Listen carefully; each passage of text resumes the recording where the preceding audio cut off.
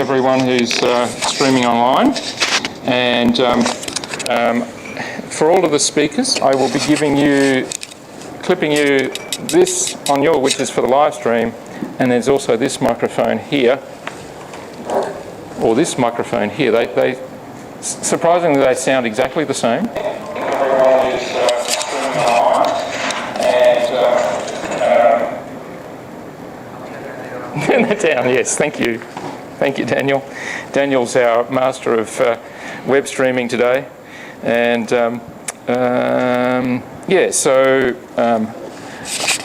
when a speaker finishes, well, I just need to make sure I grab that off you. Otherwise, we'll be hearing you talking about the next speaker.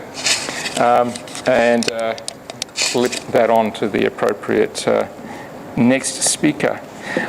So welcome everyone to this, the 10th HIVE Internship Showcase.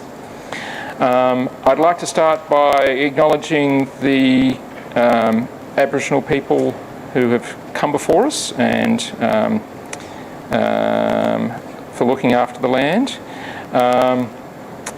The internships have been an incredibly useful process over the past 10 years. Now, we've had 11 years of running the HIVE and 10 times we've run the internship scheme.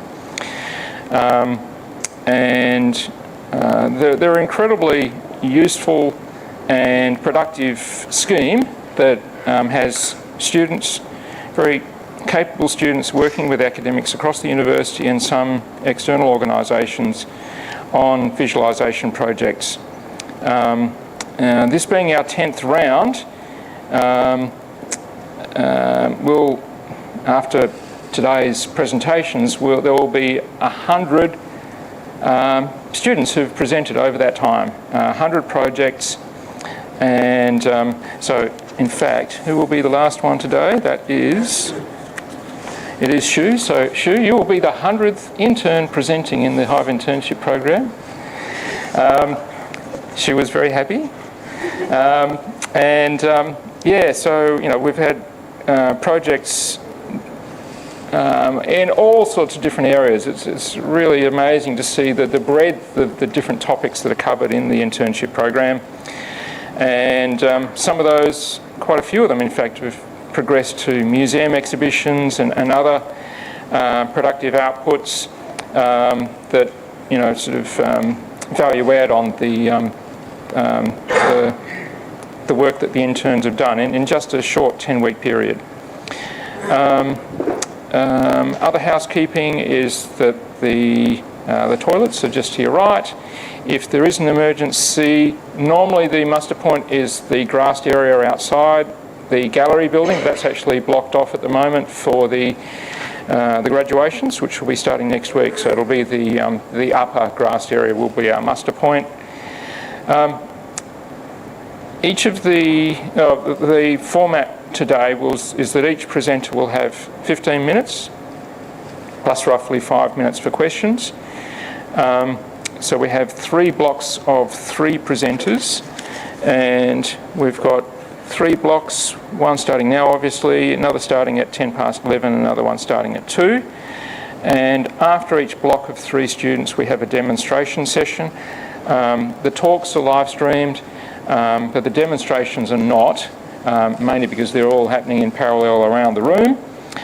So at the end of the presentations, please engage with the students, visit each one, there'll be plenty of time, and I'll describe where they will be, which will be in the room, but just at the different displays, or you can just look at the table here and it shows you all the information there as well.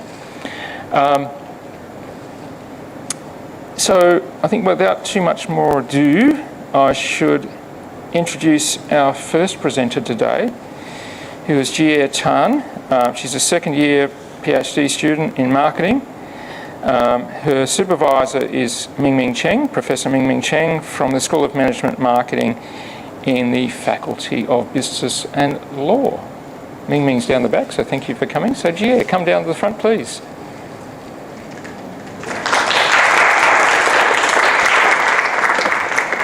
And I just need to click on that and bring up Gier's presentation. And I will clip this into your shirt, if that's okay. There we go. You can use that one if you like. There we go.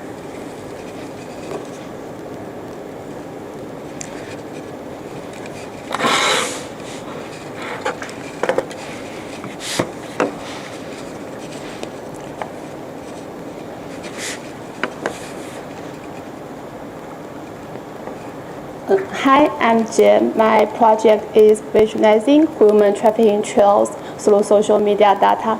This project is led by Professor Miming and supported by Dr. Ash. So what is human trafficking? According to United Nations, human trafficking is a crime that involves recruiting, transporting, or controlling individuals through coercion, abduction, fraud, or deception for exploitation. Here are the 8 most common forms of human trafficking, such as forced labor or sexual abuse. One key aspect of human trafficking today is the use of social media. Social media has become a powerful tool to target and lure victims due to its ability to reach vulnerable individuals across different regions and languages, and the lower risk of detection by authorities. Currently, there have a lot of research on identifying and combating human trafficking activities.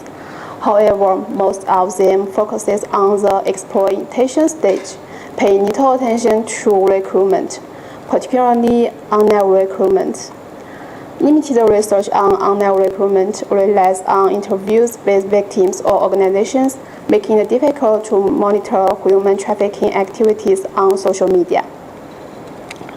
To address this gap, our project aims to reveal and visualize human trafficking trails on social media.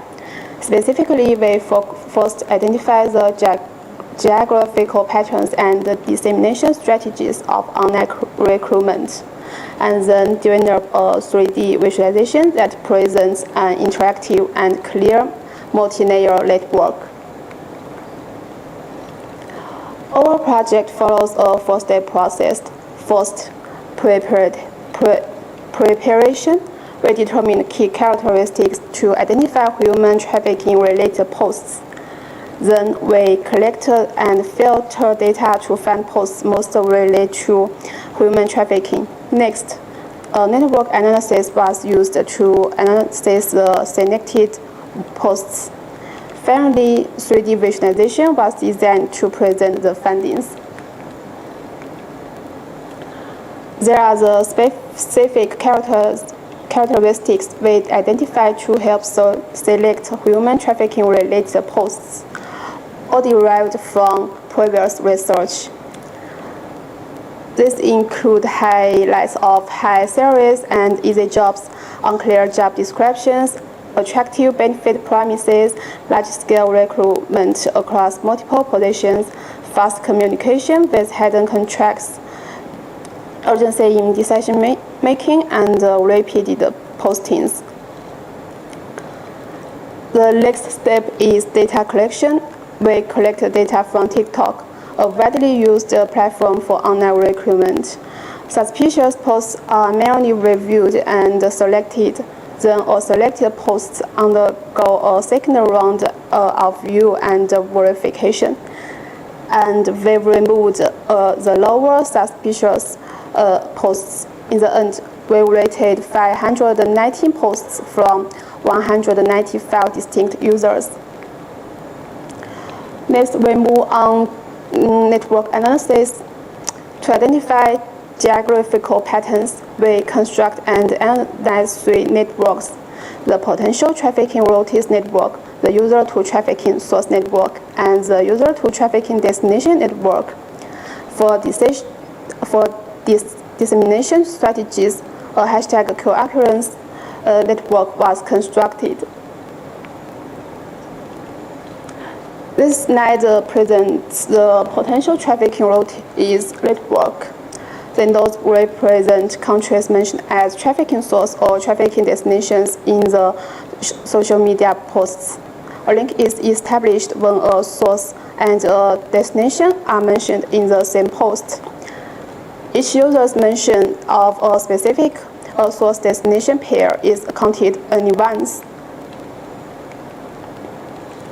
On this slide, the left graph highlights trafficking source, while the right graph highlights trafficking destination. From these two graphs, we observe that the United Arab Emirates is central in both networks.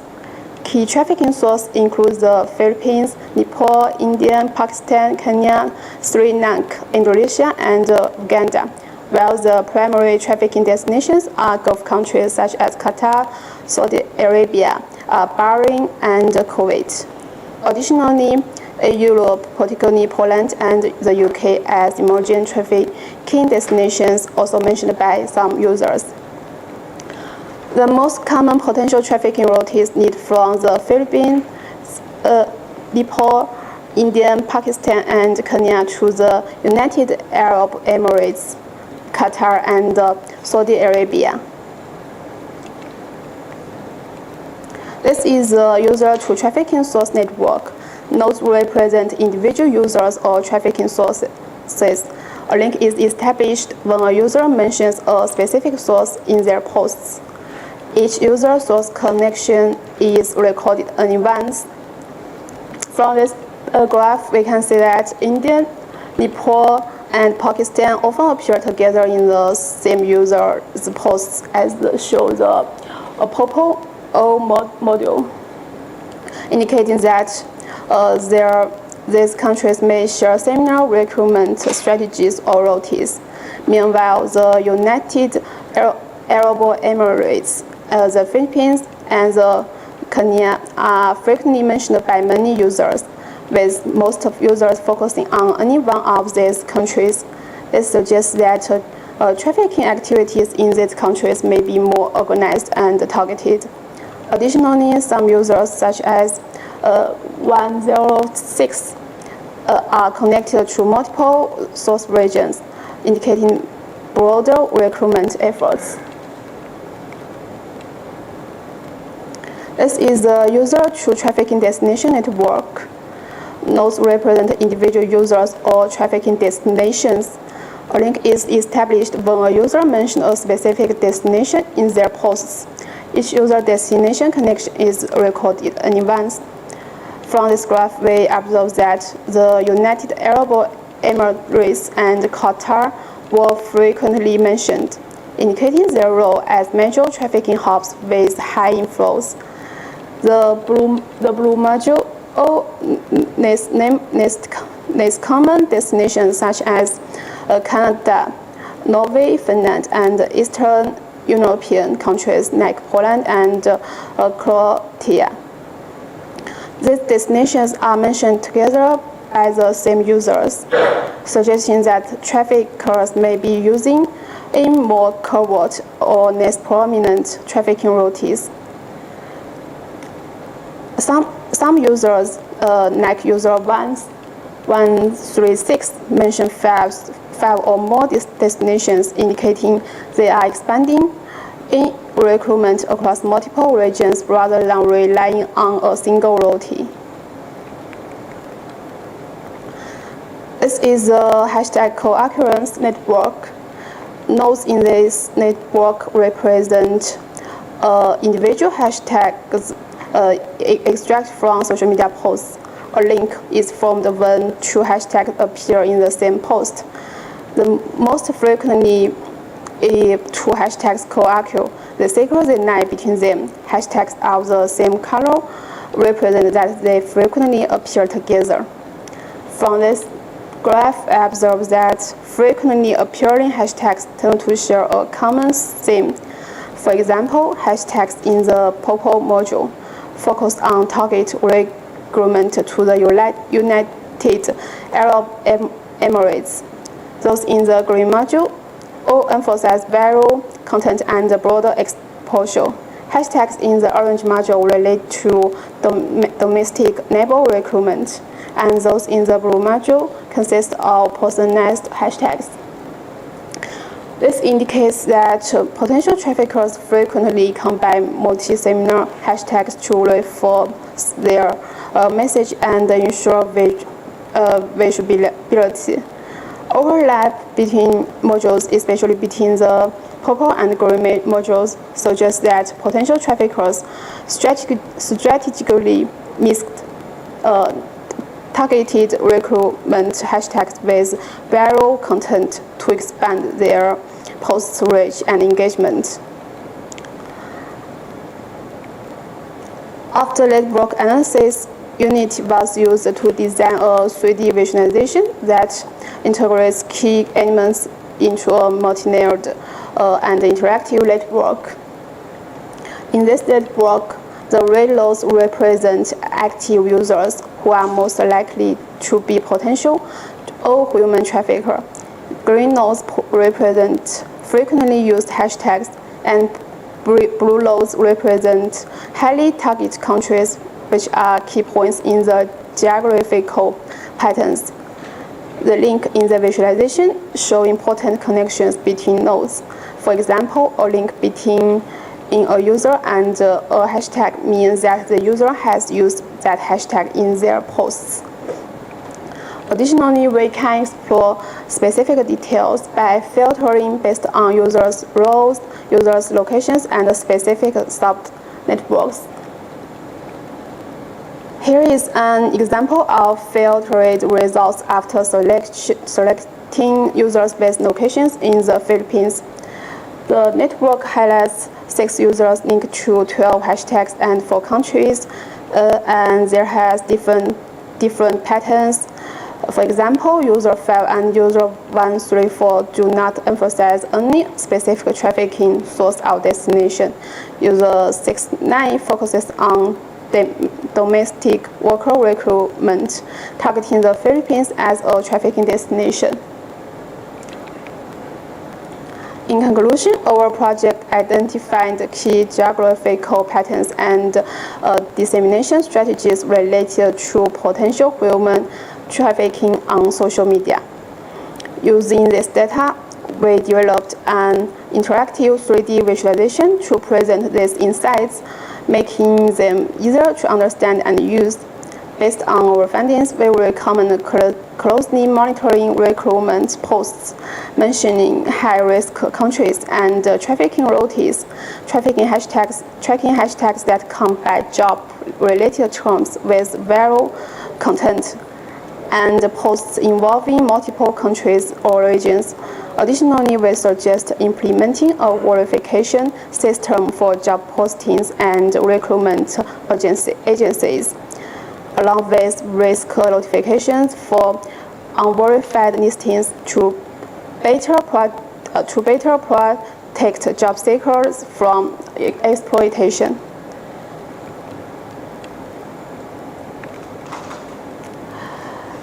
For future research, we suggest expanding the dataset by increasing the sample size, incorporating data from multiple social media platforms, and analyzing user behavior such as user history to improve the identification of trafficking patterns.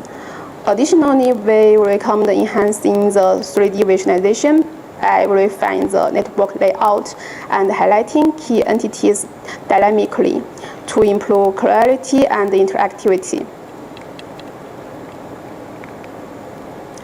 Finally, I sincerely appreciate Professor Ming Chen, Dr. Ash, Dr. Michael, and Cotton HIVE and the Social Media Research Lab for support and contributes to this project. Thank you for listening. Any questions?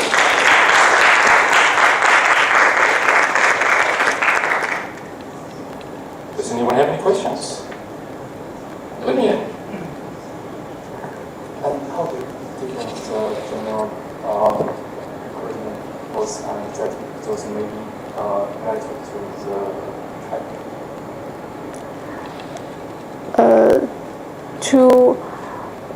To identify the posts most likely to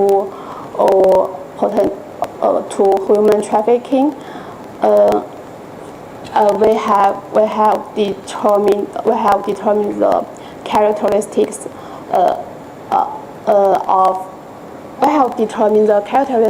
of human trafficking posts, and based on previous research, as this slide show.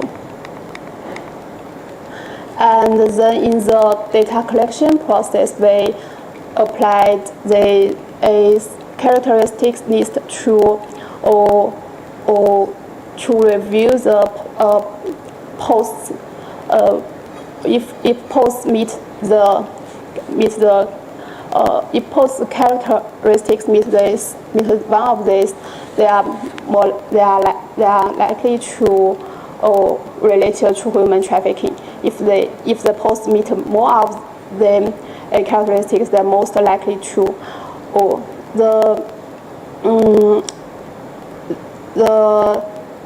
The real recruitment posts usually do not meet this characteristics.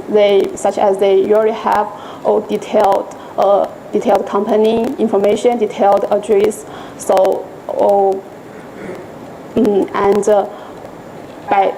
based on this characteristics, we identify the human trafficking related posts. Any other questions?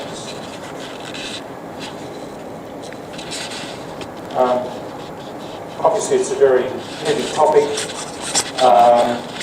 and how do you decide whether these kind of characteristics are in fact human trafficking? Based on previous research. I'm sorry? Previous research. Previous research. Yeah. Now we've got one of your visualizations here up on screen at the moment. To everyone, this will look double because this is going to be being used with 3D glasses, and we'll do that during the demonstration. Is that looking at the overall project, or is that looking at a specific example? Yeah.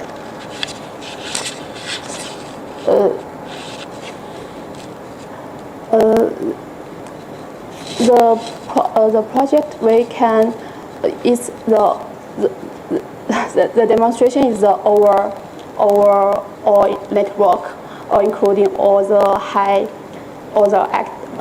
active users and the frequently used hashtags and the high-risk countries. If we want to know the user located in Singapore, we can filter it. Yeah. Very good. Thank you. Are there any other questions from the group? On down the back. Sorry, I'll bring you to the microphone so you see everyone. Your analysis are based on TikTok posts. Yeah. I wonder whether there is any specific reason that you choose this platform, or did your choices based on any previous studies? And sorry, a follow-up question is, so can you tell me the time period of the posts that you analyze? Sorry, the next question. What is the time period of your analysis?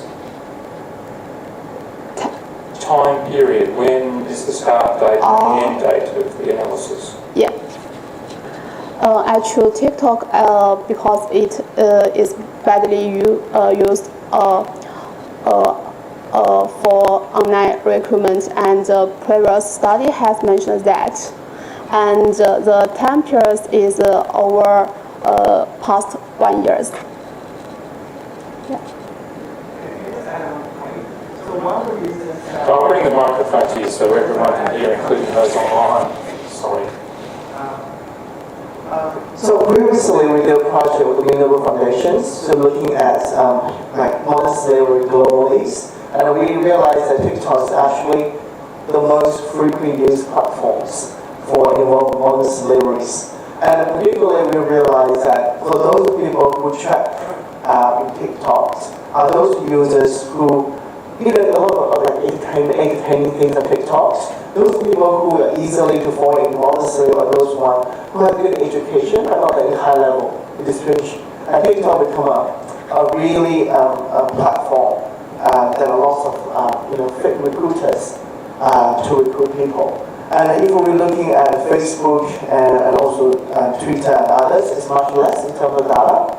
But also, one thing highlight that is also the regulations on the platforms, how to regulate the content creators. I think TikTok, in particular ways, are not like as heavy as Facebook and other platforms, and that's how we see. Not only like twice, but like maybe 10 times the other platforms in terms of data. Yeah. Thanks, Mimi. Any other questions? If not, let's thank GF.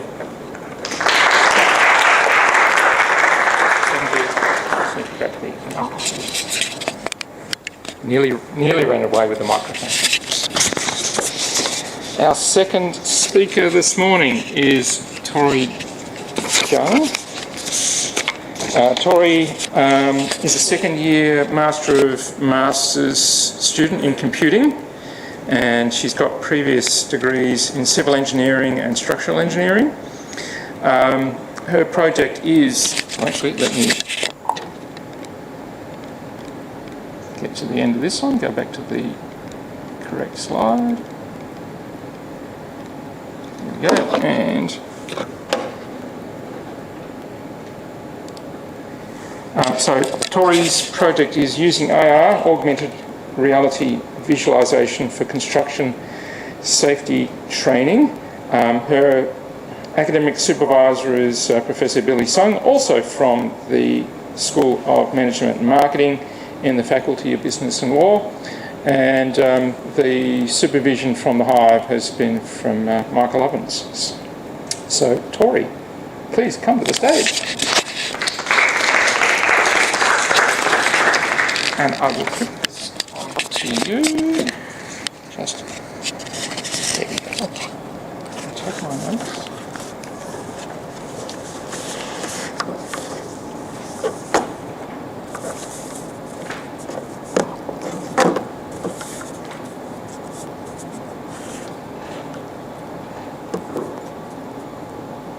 Okay, thank Andrew. Hello everyone, I'm Tori. My intern project is using AI visualization for construction safety training. And my supervisors are Billy Song and Michael Ovens. So what's AR? AR is augmented reality. Imagine you are looking through your phone or wearing spatial glasses and seeing digital information layered on top of the real world around you. Just like the scenes in these two videos, that's AR in action. So in simple terms, AR enhances our real-world environment with useful digital insights. When it comes to construction safety training, AR can make training not only more engaging, but also more practical and memorable.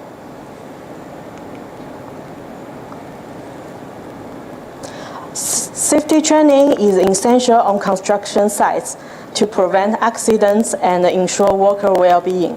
Nowadays, virtual reality safety training is widely used, which offers simulated environments where workers can practice scenarios without real-world risks.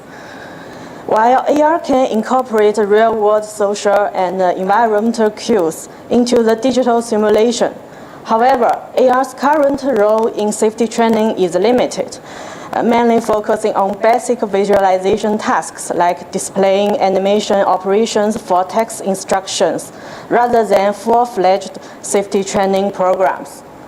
This suggests that developing robust AR safety training solutions has significant growth potential, offering a promising future for safety training in the construction industry. The objective of this project is to create an AR proof of concept, which is an AR application prototype. for construction safety training using Unity 3D and Tiered 5. This application focused on lifting operation safety training materials provided by Construction Industry Council Hong Kong. We used Unity to build 3D training scenarios and integrate Tiered 5 to provide AR experiences on the game board where users can interact with wands. This is a process diagram. There are two stages here. The first stage is training scenario design. It started with analyzing safety training materials.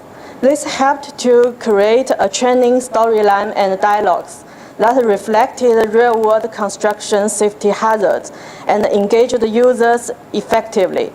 The second stage is AR experience in development. It involved building a 3D environment, creating animations, adding audio elements, and then interacting with Tiered 5.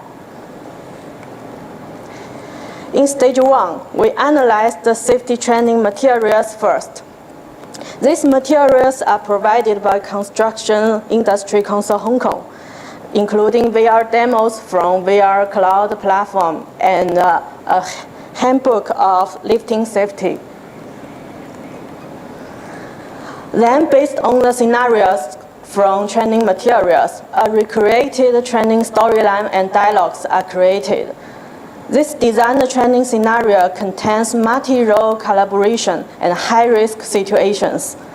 The general worker needs to decide whether to trespass into the restricted lifting zone to get his toolbox, while the signaler monitors the restricted lifting zone, which includes blind spots, and guides the crane operator on when to begin lifting an object to the designated spot. So there are 4 consequences of 4 sub-scenarios based on different action chosen. Then to make the AR training even more engaging and interactive, we added one more action choosing step for the signaler when his first choice is correct at the end of the storyline. The signaler needs to decide whether to remove the mini excavator or not.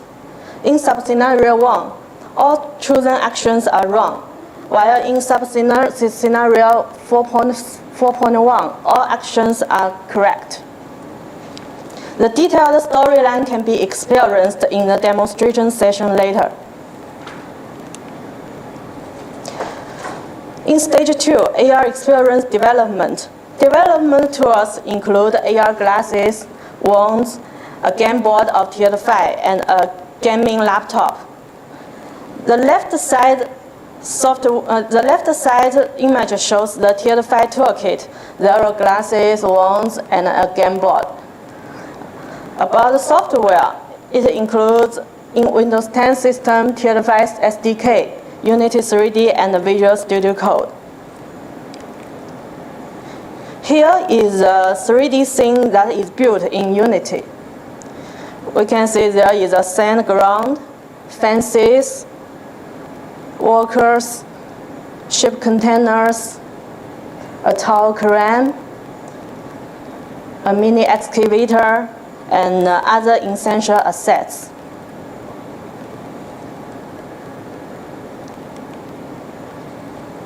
Once the 3D assets are in place, animations can be created in Unity like this, and they can be controlled by animators and C# scripts. Here are some animations I created in the project. On the top left, you can see a tower crane lifting a concrete pipe. Moving to the bottom left, there is a mini excavator experiencing severe vibration after a collision. In the middle, we have 2 animations of a general worker entering and leaving a restricted zone. On the right side, you can see 2 animations showing a signaler moving from a height to different locations. About the audio preparing and integrating, we all know that audio is an essential part of the animations. It can complement the training scenario. In this project, there are 6 voice types. They are general worker's voice, signaler's voice, crane operator's voice, supervisor's voice, narrator's voice, and mini excavator crash sound. These audios are all controlled by C# scripts. The last step in stage 2 is interaction with tiered file. This final step involved integrating all assets into the tiered file, which offered unique interactive capabilities to engage trainees actively. The middle image shows how tiered file SDK is integrated into Unity 3D and how to separate the scenario into 2 players. We can look at the right-hand video. It shows the 3D scene in Unity being transformed into an AR scene using tiered file. From the tiered file glass, we can see the AR scenario.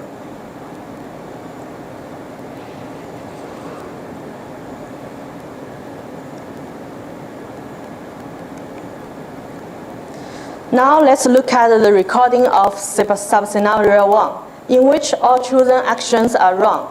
These 2 windows are the different views of the same scenario. Let's have a look.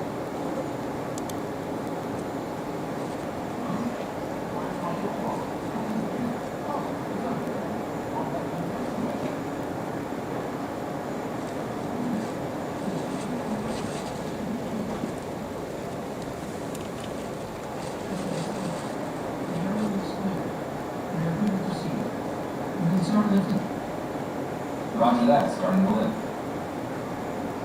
Lift. Good. Move the concrete pipe slowly to the designated spot. Everything looks smooth. Keep going.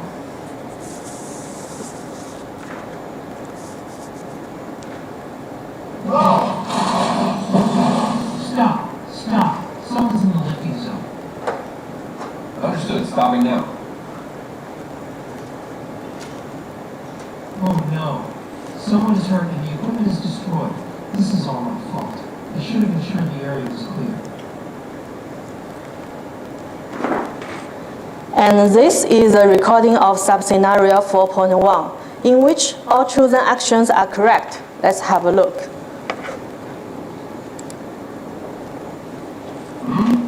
Where's my toolbox? I need to use it. Oh, it's over there, on that mini excavator. Wait, it's in the restricted lifting zone. I don't think I should go in there while they're working with the crane. Safety first. I'll wait until they're done. I guess I'll just borrow someone else's for now.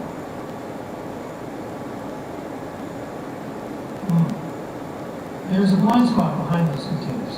I can't see everything back there. We can't start until it's clear. This is the signal. Do not start the lift yet. There's a lined area behind those containers. We need to get this cleared first. Roger that. Not lift until you confirm.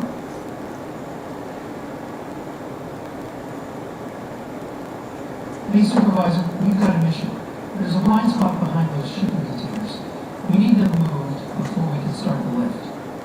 Right. I'll get someone to move them right away.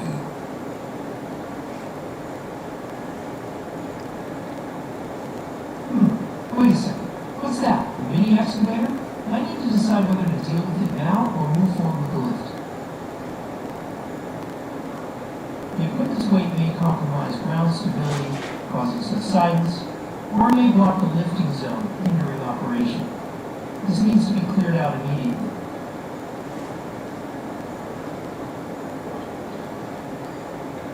Supervisor, you have a mini excavator parked in the lifting zone. It needs to be cleared before we proceed. Understood. I'll send someone to move it right away. Hold off the lift until it's done.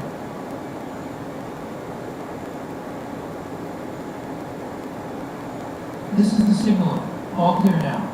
Confirming all blind spots are visible, and no personnel are in the restricted zone. We are good to start the lift. Roger that, starting the lift. Lift. Good. Move the concrete pipe slowly to the designated spot. Everything looks smooth. Keep going.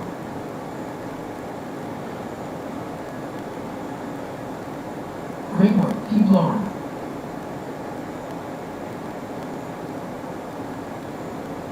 Perfect. And we're done. Lifting operation complete. Copy that. Lifting complete. Thanks for the guidance. All right.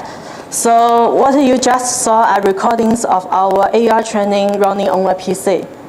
Because of the complexity of filming, these videos show the training scenes on a computer screen and don't fully capture the immersive AR experience.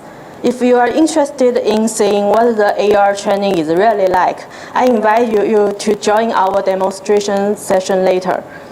There you can experience directly how AR brings construction safety training to life in a more interactive and engaging way. Conclusion. The outcomes of this project are an effective lifting operation training scenario has been designed. An AR prototype for construction training, safety training has been successfully developed and deployed. About future work, we can expand the range of training scenarios such as confined spaces, working at heights, and heavy machinery. We also can develop AR training for more advanced AR devices. This could remove the limitations of the game board area and would enable on-site training with greater freedom of movement and more realistic interactions.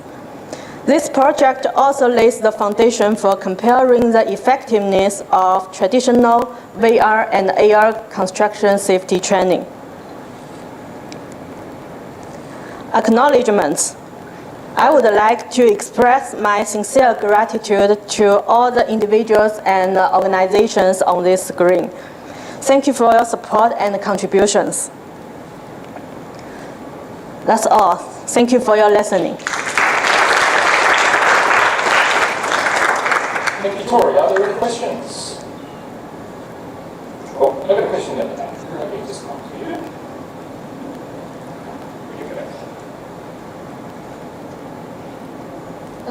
As you mentioned before, virtual reality also has immersive interaction and has already been used in safety training. So what are the advantages of AR compared with VR? Oh, that's a good question. As we know, VR provides fully virtual environment, right? While AR overlays digital information onto the real-world environment. So AR training can get more contextual and real-time information from the real world. This feature enables AR training to have possibilities for on-site training. This is very important for construction industry. Any other questions? Let So the exercises function inactivate of 562, and there is described about Here. This one. This is from how you guide it. Oh, that's a technical question. In Unity 3D, if you want to integrate this TID5 SDK, you should download the TID5 SDK from the TID5 website first. And then you imported this package into the Unity. And then you can directly drag the prefab onto the left side here as a game object. And then in all of these game objects inspector here, you can set the configurations. Any other questions? No, I have one. Mm-hmm. How much experience with Unity did you have before this project? Oh, I have no experience. Zero? Yeah. So you've done an amazing amount in such a short time. And that actually describes many of the projects. So many of the projects are using Unity. It's a very powerful tool. And many of the students are coming from zero experience in that platform. They may well have programming experience with nothing in a virtual environment engine such as Unity. So well done, Tori, on Thank you, Andrew. Augmented reality is an interesting topic. It's related and connected to VR as people recognise. It can use the same development engine because Unity can be used for VR as well.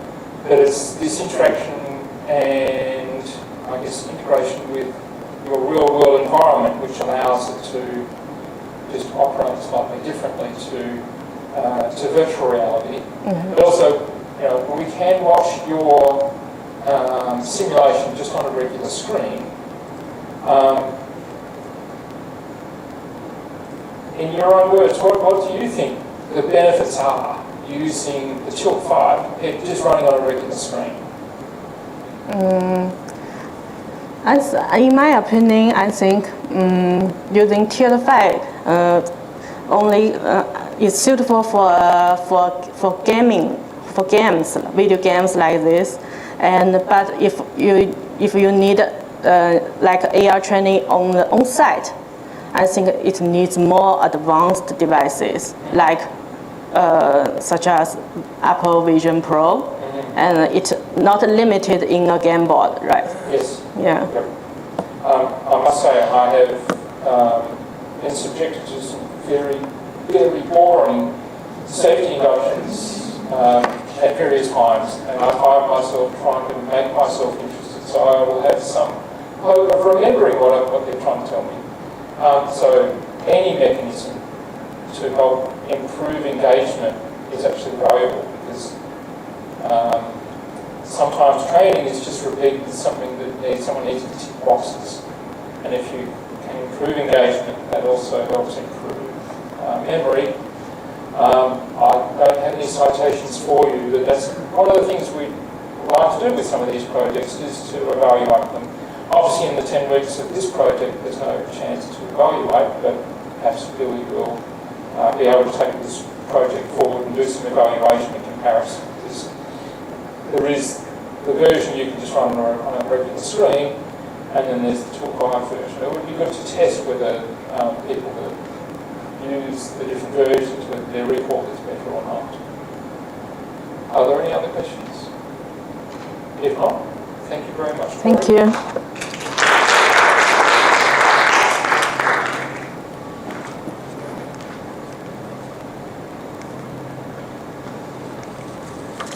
Thank you. I'll just grab your microphone. Thank you. So, our next speaker is Ben New. Ben is a student in a master's degree in computer science.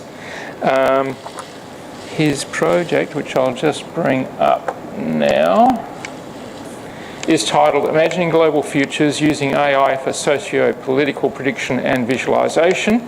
His supervisors are Professor Frida Fosdar, who is Dean of Global Futures with the Faculty of Humanities, and co-supervisors are Tamaleva from School of Media, Creative Arts and Social Inquiry, and Alex Jenkins from the W8 Data Science Innovation Hub, and HIVE support's been from Ash Doshi. So Ben, please come up. I will anoint you with the magic microphone and hand it over to you. Okay, thank you, Andrew.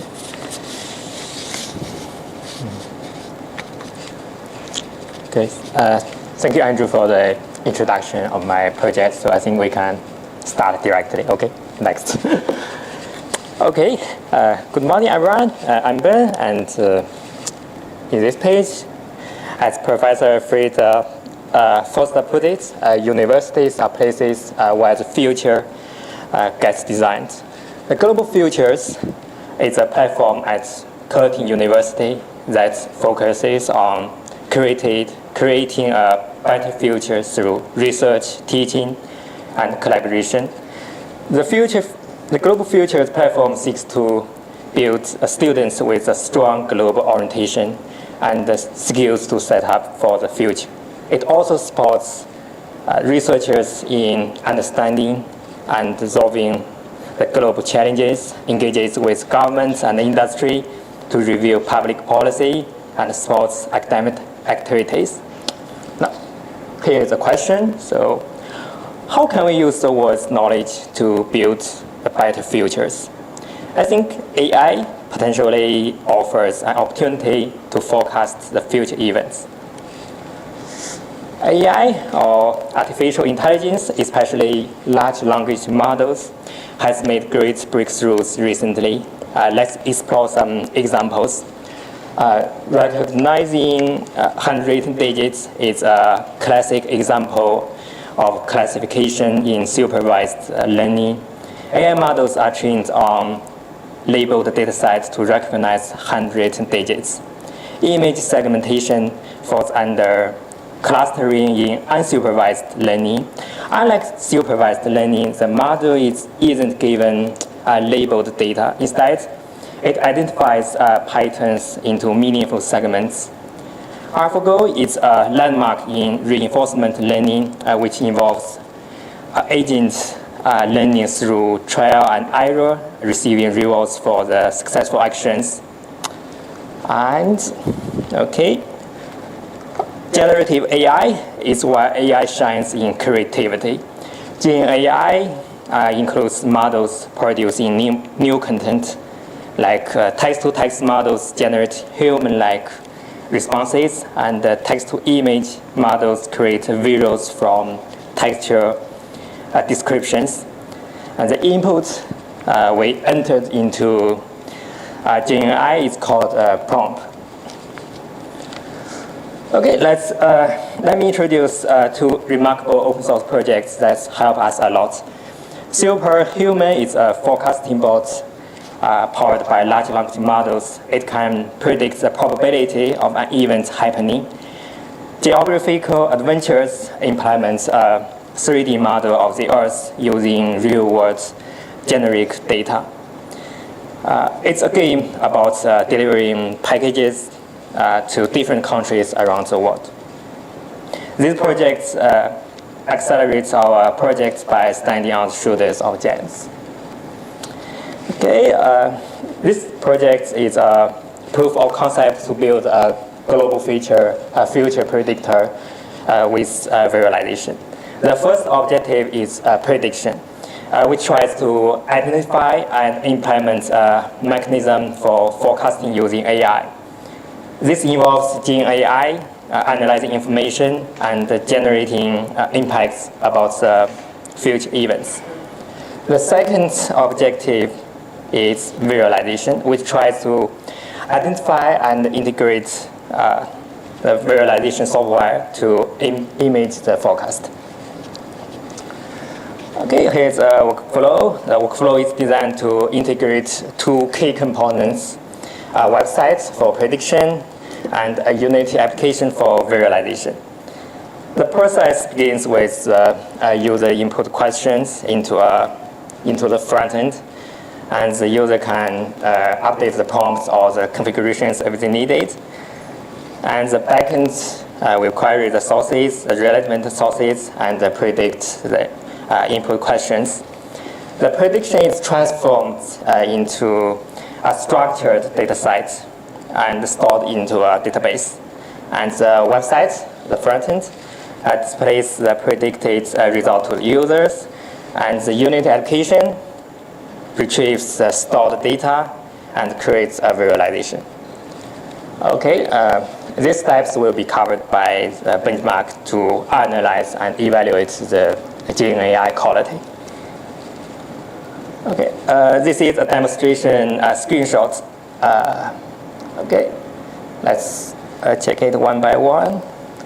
That's an input box where users can type their questions, and the setting button allows users to update the prompts and the configurations. And then user click forecast submit button to start the forecasting process. And the backend will search the relevant information using AI to make prediction. And the website also prints the steps of the forecasting process.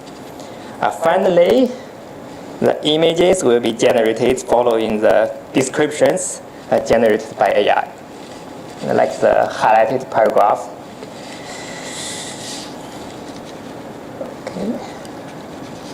Okay. This slide outlines 3 key design solutions in our project. The first one is how to answer the questions and generate impacts and images. Here we use the text-to-text AI models to generate queries and use Serper engine to help us acquire sources from Google News. And there's the crawler used to fetch content. And then we need to use text-to-text AI model help us summarize the content of the news. And then use text-to-text model to predict the results, predict impacts. And last, we use the text-to-image models to generate images. Okay, the second one, to highlight the specific countries on our 3D Earth model.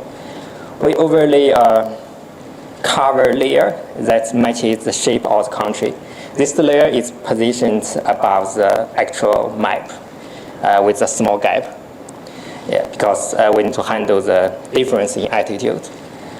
And this design ensures that the highlighted country stands out clearly. Okay, the last one about the transition between different countries.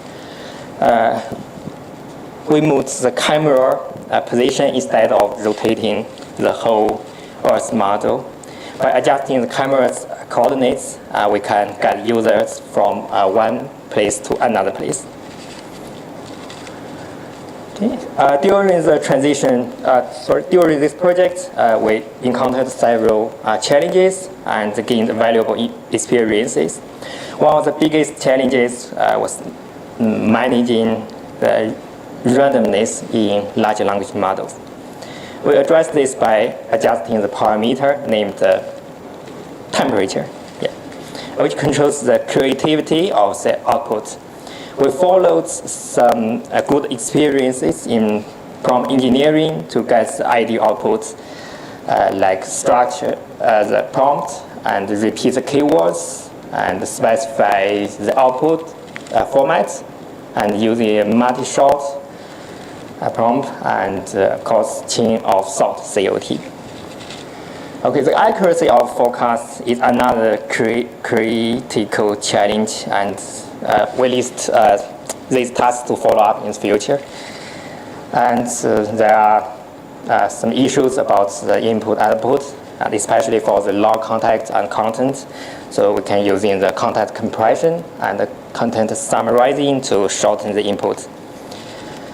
For the visualization, quantitative data is more friendly, but unfortunately, it's difficult to generate the quantitative data by Gen AI. So now we use the qualitative data to visualize.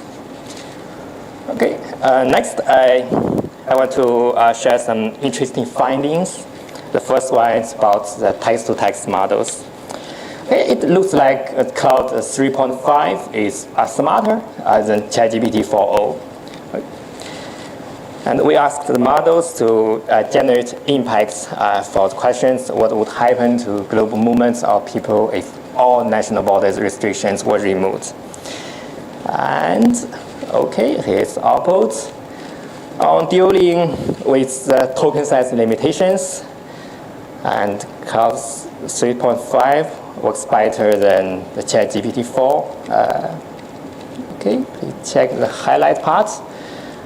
You know, it's a very long output from the Gen AI model, and you will find that, okay, the Cloud 3.5 will provide a completed JSON format output. And also, it gives a note mentioning that, okay, it's a long content, but it needs to cut down some or summarize some important information and leave more information left, okay? But for ChatGPT 4.0, okay, fortunately, it cuts the output directly, and it breaks the output format, the JSON format. Okay, the next demo is about the list countries for the specific regions. Okay, please check here. Because we need to highlight the countries in our 3D model, so that means if the output is a specific region like European Union, that means okay, I need to know which countries will be included in the unit union. So I ask AI model to help me generate the countries, list all of them. But ChatGPT 4 sometimes cannot give this answer. You see that the red one, there is a countries with a country list. But the black one, okay, less this information. Okay. The next one, we compiled 3 text-to-text image models. They are DALL-E, Bria, and Firefly. And we use the same input prompt to generate images. And the images maybe have the similar quality. I know it depends on different people. And some of them provide interfaces with web UI and API. And for the pricing, Brand provides limited free credits. So for our project, our initial solution is Brand because of the free API support. Okay, we also export retrieving information from different sources, especially Google News and Google Scholar. Google News Google News proved to be a valuable source for timely and current information. It's highly accessible and provides a wide range of articles on trending topics. However, the content is often less rigorous and more journalistic. On the other hand, Google Scholar offers high-quality, peer-reviewed, and academic content. The sources here are more credible and provide deeper insights, making them better suited for rigorous forecasting and research. However, we encountered a challenge. Retrieving the content from Google Scholar is much harder due to the restrictions on web crawling. And academic papers are often behind the paywalls or require special access, so making it difficult to automate the extraction of the full content. Okay, here are the milestones we set for the project over the past 10 weeks. As you can see from the table, most of the planned tasks have been completed. But of course, there's a few optimization tasks will be carried to the next phase. Okay, in conclusion, our project demonstrates that it is possible to predict the socio-political questions and realize impacts. And however, we also recognize the current limitations and the future improvements. Okay, the limitation now includes we only support the geography questions because of the visualization solution based on a global map. And the image generated by AI is not good enough. And there's no quantitative data to visualize, no VR experience. I know VR experience is a better right for the human. And of course, we don't set up the benchmark right now because of the time. Okay, so for the future work, we'll change to sources from the Google News to scholarly papers and set up benchmark and enhance the visualization. Of course, VR experience is very important for us. Maybe videos, it will be a great idea, I think. Okay, I would like to extend my heartfelt acknowledgements to everyone who contributed to this project. Primary supervisor, Professor Frida Foster, HIVE supervisor, Dr. Ash Dosh, and Dr. Michael Evans. Co-supervisors, Professor Tama Lever, Mr. Alex Jenkins, and open source projects, Gen AI products and cloud services. And a very special thanks to Curtin HIVE and the Curtin University Faculty of Humanities for funding this project. And thank you. Question time.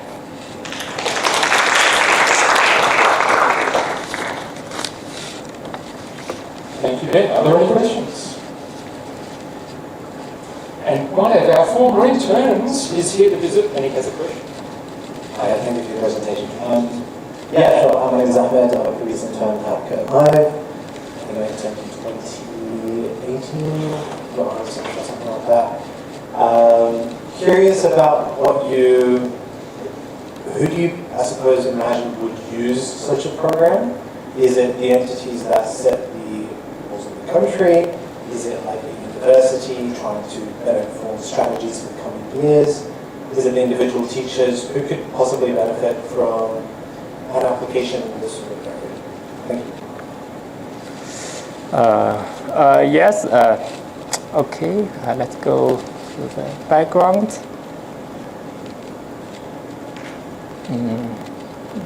Okay. In our solution, the users can input questions, any questions about what you want to know in the future, and the AI prediction will give you a forecast, and of course it can produce the progress or the reasons that the AI generated, and so we can go through the output of AI and to help us understand how to think or how to evaluate the questions. And I think this will be helpful for the global futures. That means when we're considering about the futures, there are lots of questions, lots of future events maybe happen, maybe not, or the policies that governments is making.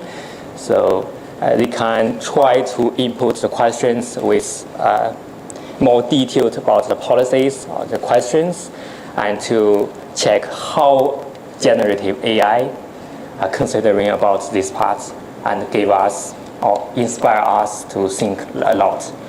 And of course, we generate the impacts for the visualization. That means if you only read some text, maybe you can feel it, but through the visualization solution, okay, you can feel it, especially when you wear the headset. And oh, it's really amazing, maybe. Yeah. So we hope this program can help the students to understand the future better, and to help the government to when they make some decisions on the policy, they can to check the differences. If they adjust the policies a little, maybe they can get the positive output than before. Yeah. So I think this is the main outcome of this project. But for now, of course, we need lots of work to do to achieve that target. Thank you. Any other questions? Then, I guess one of the troubling aspects for me about the use of AI in this kind of context is that AI is not known for reasoned responses. It's more sort of regurgitating stuff that it's sort of generated from other things. So how would you, I guess, justify the use of AI in this context, which is a very nuanced sort of topic? Okay, so I think this question is related to the forecast accuracy. So your question may be related to the question standardization, because when you try to ask a question to the generative AI, we need to provide more context to describe the questions as detailed as possible. So for now, because of the time, that it's only a 10-week for me, so we only provide a prompt in the website that we wish users input the questions following the instruction. But in the future, I think we should to standardize the question. Maybe it's a chat box that will ask a question, and the website will respond to you, okay, is there any more details about which aspect? Then you can fill more details about your questions. And after a few rounds, I think the questions will be described very detailed, and that will be better for the Gen AI to help us to do forecast. Yeah. Yes, question fourth. I just wanted to add something to it, because it's a really good question, which is something that we've been thinking about ourselves. And what we found was that, the responses it generated kind of made sense, so they had this sort of face validity, if you want to call it that. What's interesting about Superhuman is that it only uses kind of media sources, which I wasn't particularly happy about. But even within that, it already has within itself a sort of correction for the negativity of most media. So it's trying to correct itself for bias. But that's also why we're trying to get the thing to use scholarly sources as well, because I would like it to be able to apply sociological theory, political science theory, psychological theory, and so on, so that it does get a much more nuanced prediction, basically. So, yeah, there's a lot more work for it to do. And it seems very difficult to actually get it to use those other sources. And I'd like it to use a combination of the media sources as well as the scholarly ones. So ideally, you've got a human brain that can make those predictions, but ultimately I do think that AI will be able to take into account all the nuance that you're talking about, so long as we can tell it, which is the point that Ben is making about the right prompts and going away and using the right sources. Thank you. Any other questions from the audience? I did have one more question, which was you showed some of the outputs and they were truncated or shortened. Is that because you were using the free tier, perhaps, and they'll give you more if you pay more money? Is that what Actually, for the ChatGPT 4.0 and Cloud 3.5, they are a professional version. Yes, okay. because we got sponsors. Okay, but for this case, of course, I describe more constraints in my prompt, and then ChatGPT 4.0 can fix it. Yes, like, okay, please make sure the output, the JSON format is completely, and then it can work well. But this example is without my additional prompt or the descriptions in the prompt. Yeah. Thank you. Daniel, are there any questions from our online participants? No? So for those of you online, just enter your question in the chat. We'll repeat it to the speakers. Please engage that way. I think that's all the questions. Any questions? No? So thank you very much, Ben. Thank you.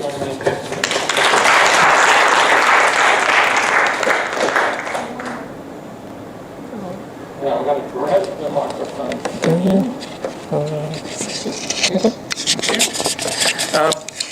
This is our demonstration time now.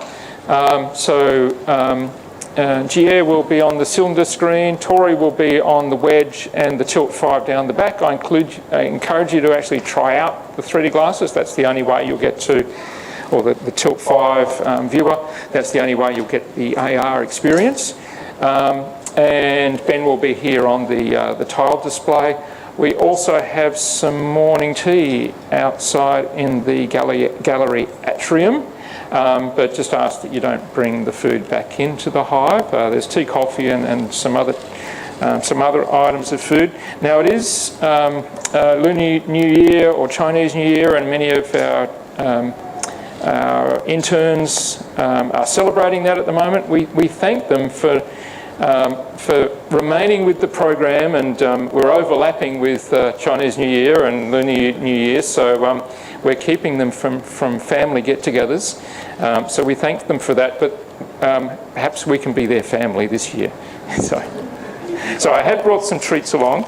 So there's these are sort of more of a Southeast Asian tradition, but there are some treats which I'll take out the front as well. Of course, there's no eating in the hive. Of course, from Singapore, sort of the pineapple tarts are a very important tradition, and of course it is the year of the snake. So oh my goodness, watch out. We will be back here at 11:10 for the next group of presenters.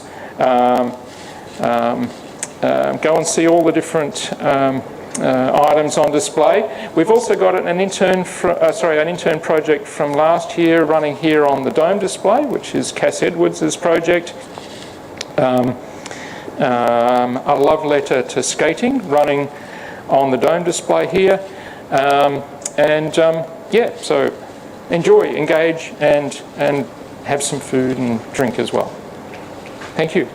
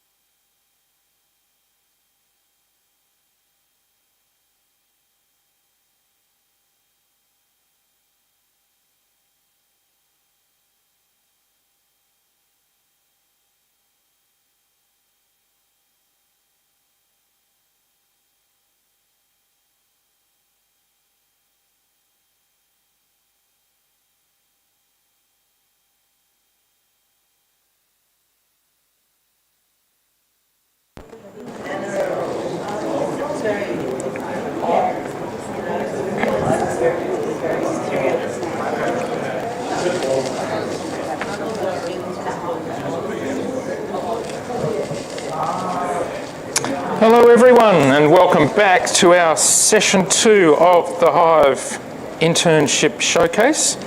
We have another 3 wonderful presentations in this group. Bruce Yang, Limian Chi and Lucy Hood on a range of different topics. I mentioned in the first group a few things, and so this will be a repetition for some, but this is our 10th year of running the HIVE internships, and it also marks 100 internship students, 100 internship projects and 100 amazing outcomes.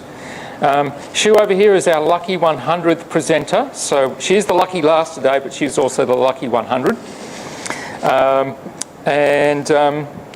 It's just amazing to reflect on 10 years of a wide range of different topics and all sorts of things. You know, one of the most memorable to me is one from the very first year, which was Marcia Schneider. She had a project with the amazing title, I think it was Juxtaposing Historical Panoramas with the Modern Day. We came up with a little bit of a snappier title eventually, which was just the Historical Panoramas Project. That launched as a public website in 2016. The State Library sponsored a second stage of that website in 2018, it might have been. The WA Museum, we worked with the WA Museum to launch an exhibition at the Fremantle Maritime Museum in 2022. 30,000 people came to that exhibition, and we've just secured a project with the City of Albany on a historical panoramas project for the Albany area, for the bicentenary down in Albany. So from little beginnings can evolve to really big projects, and we hope all of your projects will evolve a life of their own. Tom's project, for example, has already got plans to have his outputs shown in the WA Museum Boulevard sometime soon. No exact date at this stage, but in the meantime, we've got projects on all sorts of different topics in this group. Our next presenter is Bruce Yang. So if Bruce can come up to the front here. He's a second-year master's student. Is it Masters of Computing? Yeah.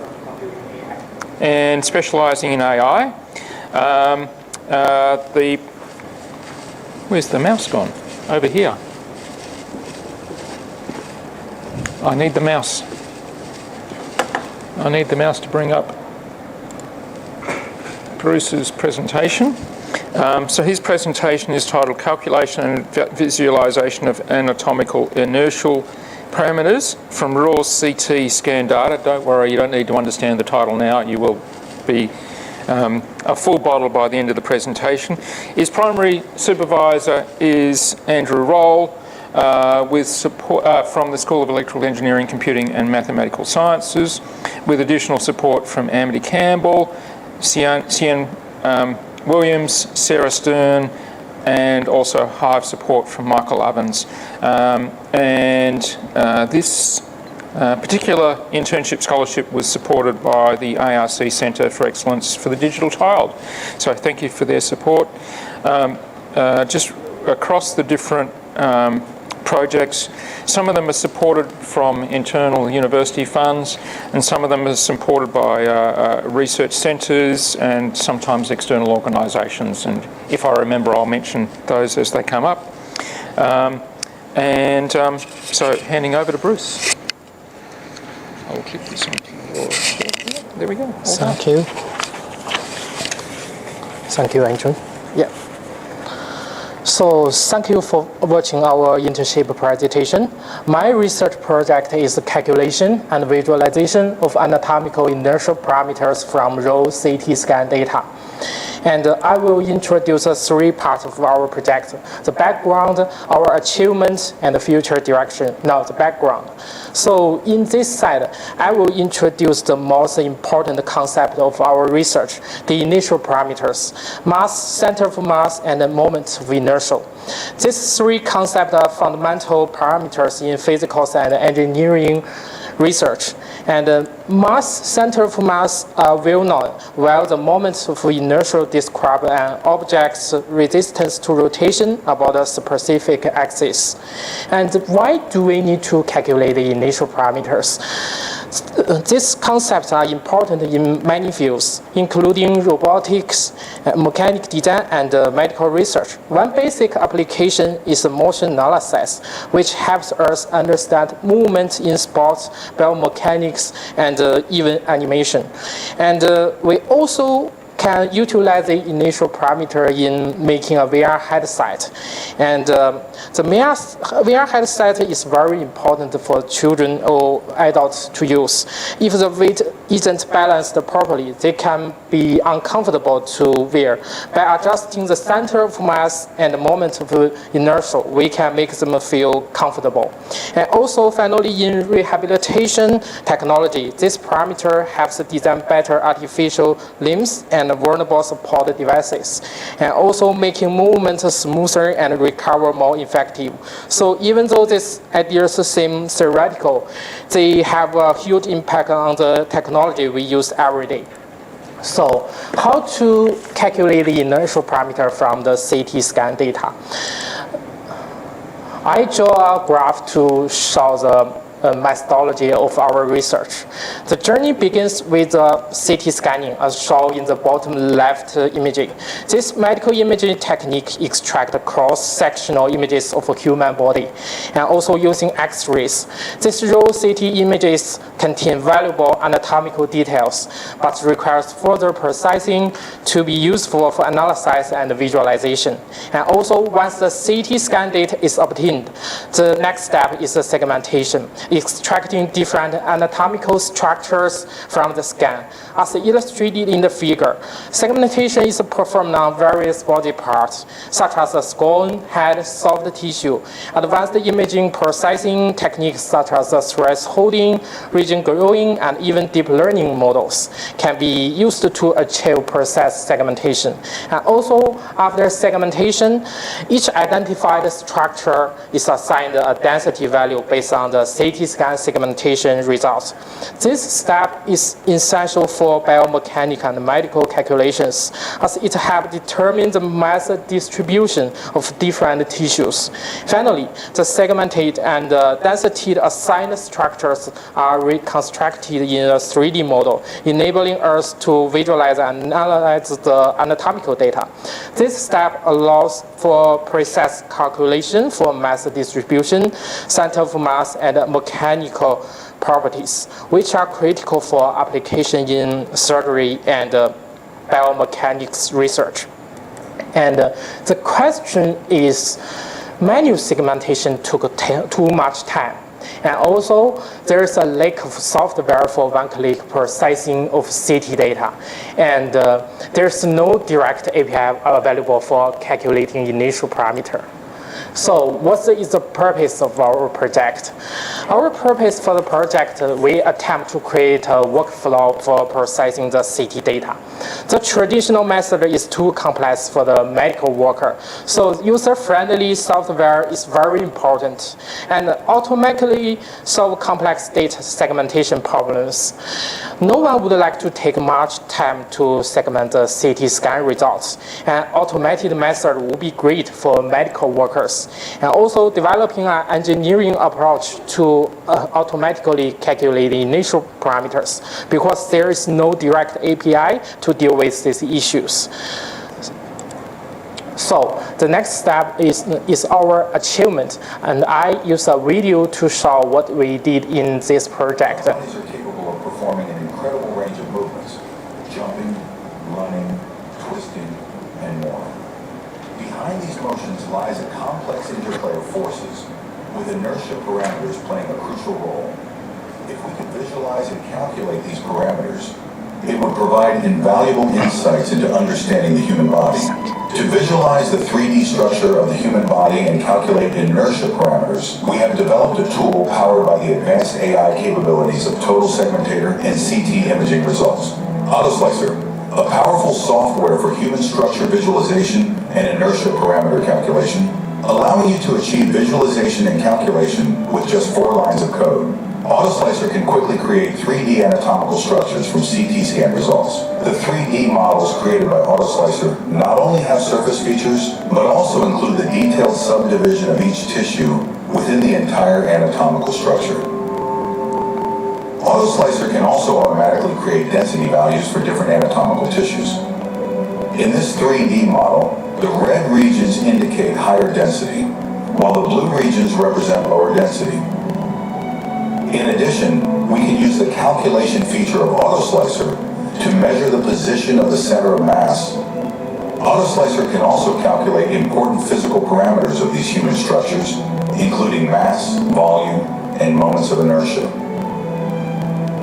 By visualizing the calculation of inertia parameters, we enable a deeper understanding of how these parameters contribute to safeguarding children's health, assisting medical professionals in designing more effective patient recovery processes, and advancing the practical development of bionic robots. So in this section, I will introduce the main function of AutoSlicer, a Python plugin for faster computation and segmentation of CT scan data, and enabling efficient processing, analysis, and visualization of medical imaging for research applications. It also allows for the rapid generation of 3D models. And here is the main function. The biggest advantage of AutoSlicer is that it can convert CT scan data into a 3D model with just one click. You don't need to focus on the details of AutoSlicer. You only need to pay attention to the input and the output. AutoSlicer works like a black box. And AutoSlicer can recognize 118 structures of human body by using Total Segmentators AI. Currently, we have integrated into Total Segmentator, which is a highly useful tool to process the CT scan results. And AutoSlicer can efficiently calculate the inertial parameter. The second major advantage of AutoSlicer is the ability to automatically assign density to each anatomical structure, ensuring accurate mass distribution for biomechanical analysis. By integrating advanced segmentation and density mapping techniques, AutoSlicer provides precise physical property calculations without requiring manual adjustments, making it highly efficient for medical and research applications. And also, now let's talk about how simple it is to install and use AutoSlicer. First, installation is super easy. You don't need to run a single command, and it's easy to go. You can use this command to download the AutoSlicer from the Python.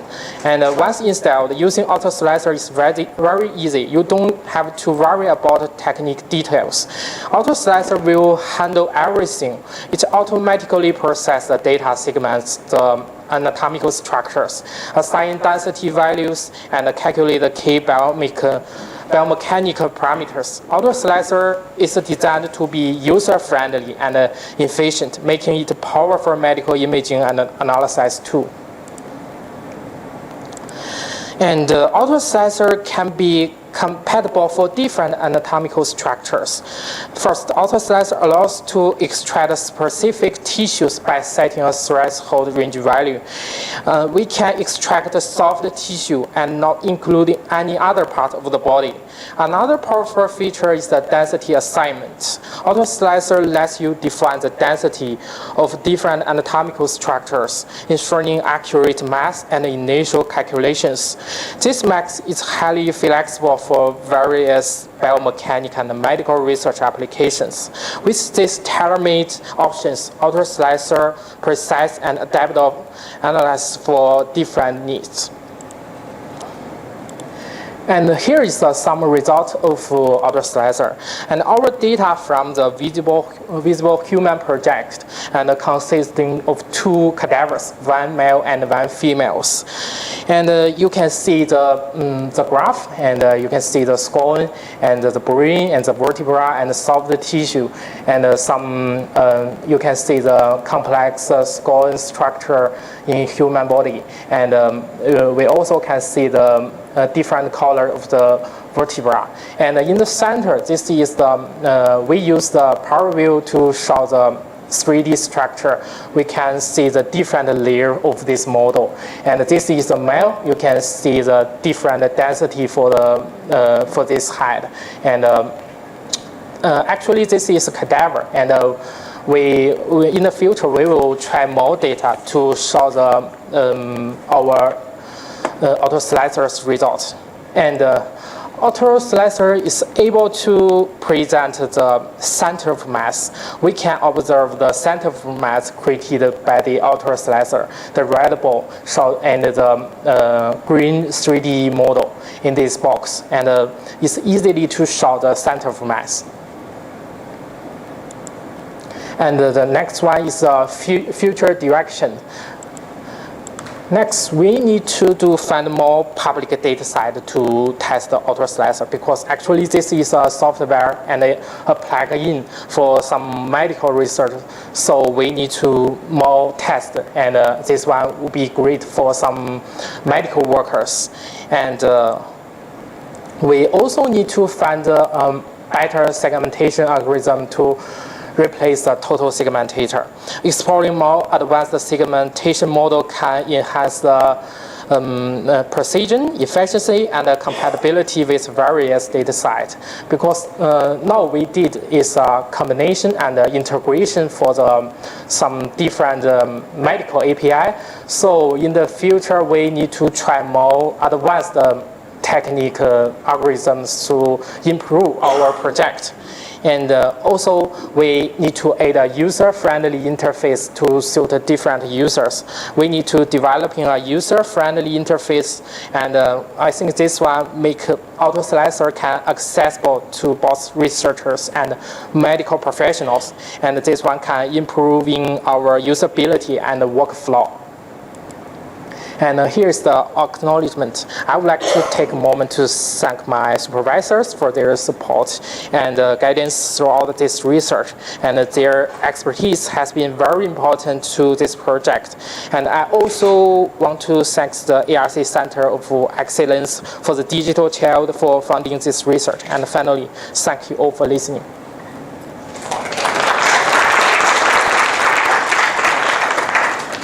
Are there any questions? On down the back. Tori. Thanks for the presentation, Bruce. I see that you first segment the city image and then get the segmentation results such as skin and skull, and then calculate the center of mass based on the segmentation results.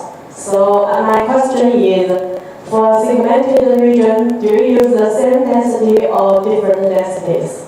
Yeah. No, we use the same density now, because the segmentation result is up to the AI algorithm. So if you just get a score, you only can calculate you only can assign the density to the whole score. So if you want to assign a different density for the score, you need to make a more detailed segmentation for the score. And that's one actually would be tough for the auto slicer now. But in the future, we will improve the auto slicer's performance and make it can detect the different density distribution. So how many people were confused by that video? It looked like a professionally produced piece of marketing material, didn't it? Just when that little logo shows up down the corner and sort of think, oh, hang on. Yeah. What inspired you to use that to illustrate the project? Sorry? What was your inspiration for using, was it Sora that you used? Or Yes, Sora, a generative AI model. Yeah, so what motivated you to create that to illustrate your project? I think, sometimes it's difficult to find some practical background or practical issue to describe your question. So if I just input a text and I can get the material to show some scenario to describe my project, I think that would be great. That's why I use Sora AI to generate some background or some scenarios and show the result for my audience. I think this one, maybe it's good for me to help my audience understand what I did in this internship, what I do. Yeah, that's my answer. Are there any other questions from the audience? Yeah. I was just going to say that this is great. I think the real trick that I know of is being able to differentiate between different organs, because the organs and the tissues that are soft is very hard. This might be the more easier one. Yeah. But I think, yes, you need better algorithms, like you said, to get to the real detail. There was something recently, I think by an Australian university, it might be Melbourne. They're looking at using some automation, or they have used it to detect, I think, breast cancer. Yeah. So that's like soft tissue, the differentiation between cancerous growth and a breast tissue. And maybe you should look at seeing what they use that might be on. Yeah, actually, this is an initial version for AutoSlicer, and now detect the soft tissue by using the thresholding method. And this thresholding, you just adjust the range of some numbers, and you can detect the soft tissue. I think this method actually we need to more improve for this method, because this AutoSlicer I only spent 10 weeks to develop this software, so it's not a very accurate software, and it's initial version. So that's why I think we have we need a lot of improvements in the future. Yeah, and I think we also need to combine some different AI methods to detect the boundary. And some parts, some of organs in the human body, they overlapped. So sometimes I think it's really difficult for AI to detect this part, and that's why we will do in the future. Yeah. Thank you, Bruce. Are there any questions online, Daniel? No. This is an encouragement for those online to ask your questions in the chat. We'll relay them to the speakers. So thank you very much, Bruce. Please join me in thanking Bruce for his presentation. And I need sorry. The microphone. Yeah, thank you. And I can see the little red dot there is showing that the battery is about to die. So if Ash wants to change that battery, actually no.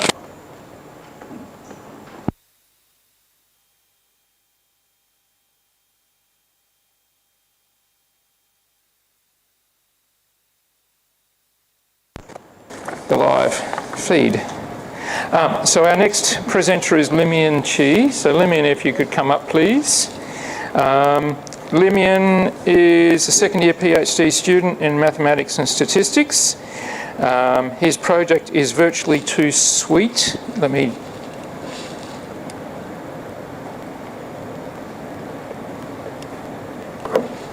bring up Limian's presentation. There we go. It is virtually too sweet diabetes virtual yarning.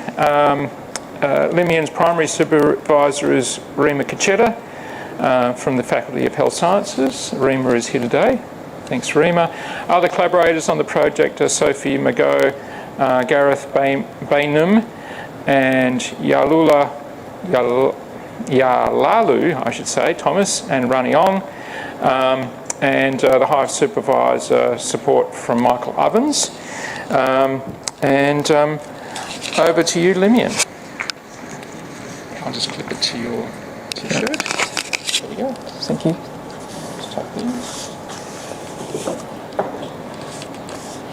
Hello everyone, I'm Limian. My project is virtually too sweet diabetes virtual yarning.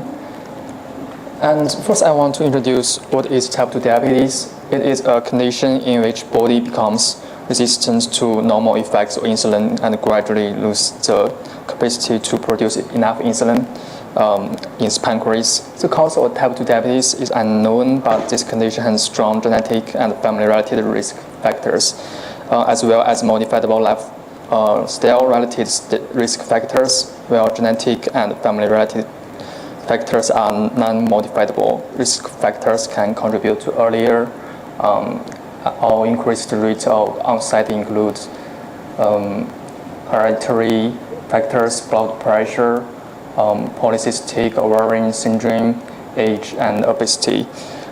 People may be able to significantly slow or even stop the progression of condition through changes to diet and increasing the amount of physical activities they do. And if type 2 diabetes is not controlled in time, many serious complications will occur as it develops, like nerve damage, skin conditions, heart disease, kidney disease, eye damage, depression, eye and foot damage, hearing impairment. These complications can greatly affect a person's quality of life and may even lead to disability or death. This is why early detection and proper management are so important. Diabetes has become a major health problem in Australia and one of the biggest challenges for the healthcare system in 21st century. In Australia, there are about 1.3 million Australians with diabetes. That means 1 in every 20 Australians is living with diabetes. The number of people with diabetes is also growing rapidly. Every day, more than 300 Australians are diagnosed with diabetes. In other words, one person is diagnosed every 4 minutes. And type 2 diabetes makes up about 85% of all diabetes cases. Aboriginal and Torres Strait Island people are 3 times more likely to get type 2 diabetes than non-indigenous Australians. And the problem is that there are not treatment options designed especially for them. Especially in terms of language and communication, these gaps makes it harder for people to get the help they need, leading to unnecessary suffering and even deaths that could have been prevented. To address this gap, we developed a culturally customized virtual interactive education tool to help Indigenous Australians better understand and manage type 2 diabetes, reducing preventable suffering and deaths. The core design of our tool includes a female model and organ models extracted from CT data. With animation that presents the primary impacts of type 2 diabetes on the body in a vivid and intuitive storytelling format. This tool supports annotations in both English and Nungamata. Nungamata is an indigenous language spoken in northwest region of West Australia. Here I want to introduce the workflow of developing this tool. First, we use 3D slicer to extract 3D organ models in OBJ format from CT data, then use Blender to optimize these models and make other necessary models, and finally export 3D models in FBX format. Finally, we use Unity to integrate these models and develop an interactive education tool. In first step, we mainly use 3D Slicer. 3D Slicer is an open source platform used for analysis and realization of medical image. It can process different types of medical images, do tasks like segmentation, annotation, and reconstruction. In this project, it's mainly used to extract 3D organ models from CT data by some semi-automatic segmentation methods and automatic segmentation methods. I mainly use semi-automatic segmentation methods, and one of the powerful tool is group form seeds. For CT data with unclear boundaries or organs with complex structures, this tool allows us to get better segmentation results by manually adjusting the segmentation area. However, for organs with simple structures in CT data with clear boundaries, we use fully automatic segmentation tools like Total Segmentator. Total Segmentator is an efficient automatic tool. For example, it can segment bones quickly and separate each individual bone. In contrast, if we use semi-automatic bones So some may automatic methods to segment each bone one by one would require a lot of time. When the boundaries of the data are not clear and target organ has a complex structure, total segmentator is not very effective. Finally, we can export organ models in OBJ format, as shown in the red picture. And in second step, Blender is mainly used. Blender is a free and open source 3D modeling software widely used for modeling, rendering, and animation. Blender can work seamlessly with Unity. Therefore, the organ models extracted from 3D data are processed in Blender to improve its quality and usability. For example, do some tasks like remove unnecessary parts, fixing holes or defects, and smoothing the surface.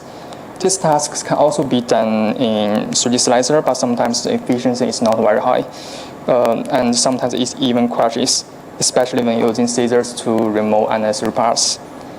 After these adjustments, export organs in our FBX format, and then we can create other necessary models and animations. Finally, assemble these organ models and the female character model together.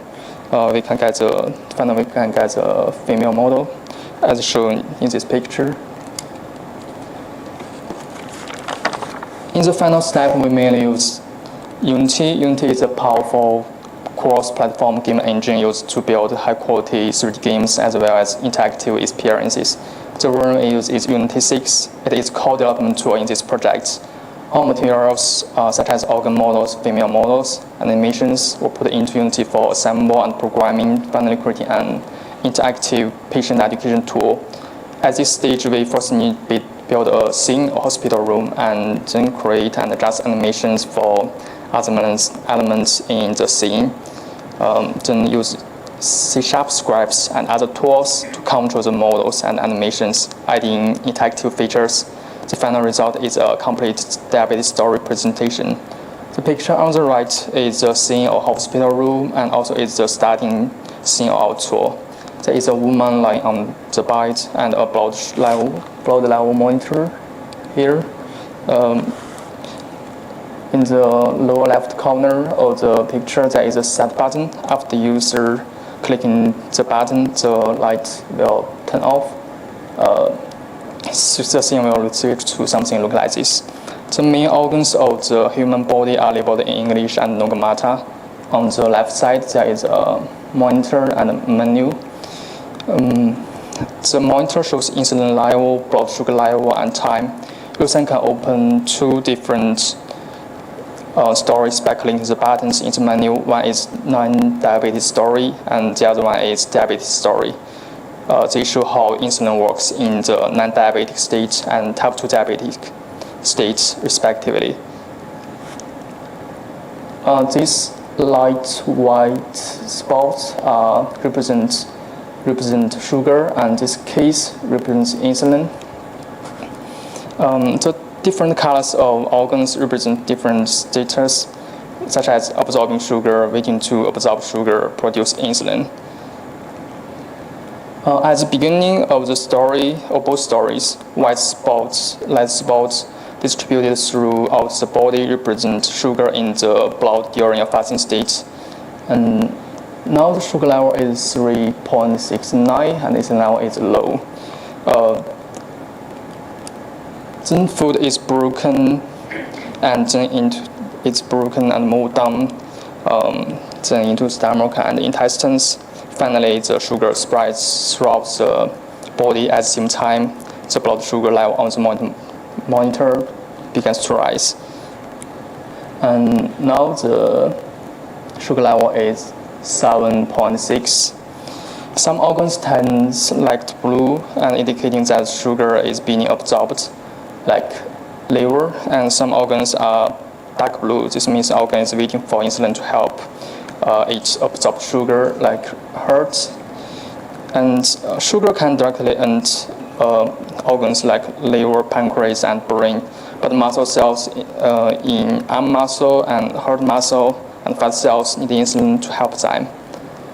And you can see here the white light spot surrounds heart, muscle, and fat, and doesn't enter.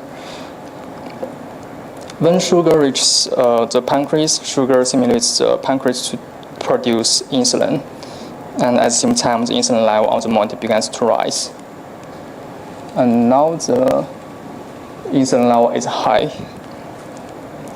However, when insulin enters the organ, the sugar surrounding them will be absorbed.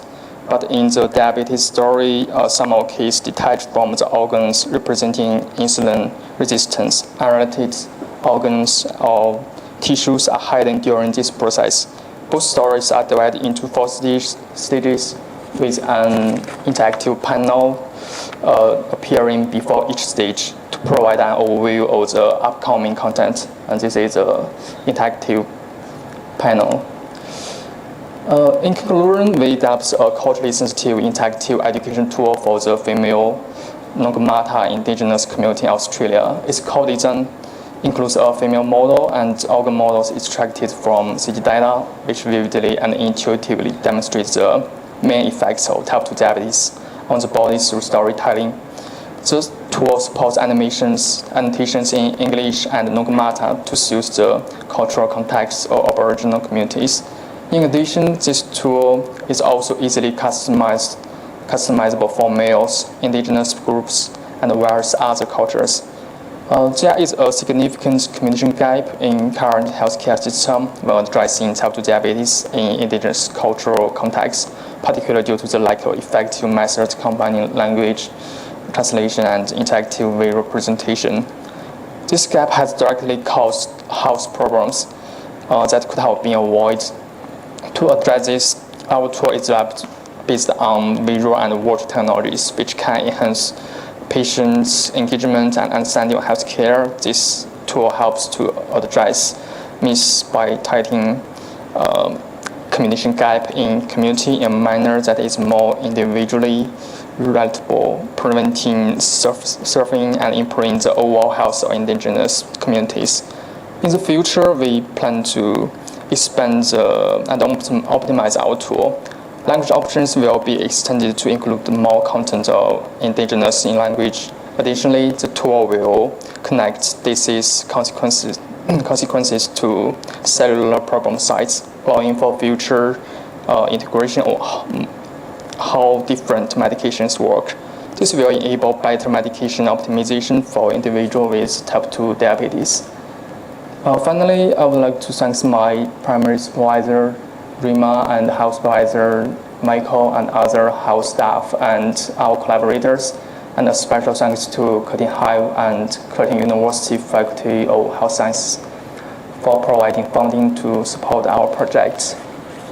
That's all. Thank you. And any questions? Thank you, Linian. Are there any questions from the audience? Bruce. Yeah, I have a question. And I know that you actually developed to have the indigenous people to improve their cognitive ability, recognize the harmful type 2 diabetes. So I have a question. How did you test the effectiveness of your research in the indigenous community? You know, they have a different background or different education background, so how did you evaluate it? Yeah, that's a really good question, but because the time is limited, we haven't considered this problem. But this tool is still in the initial stage, and this is just a big picture.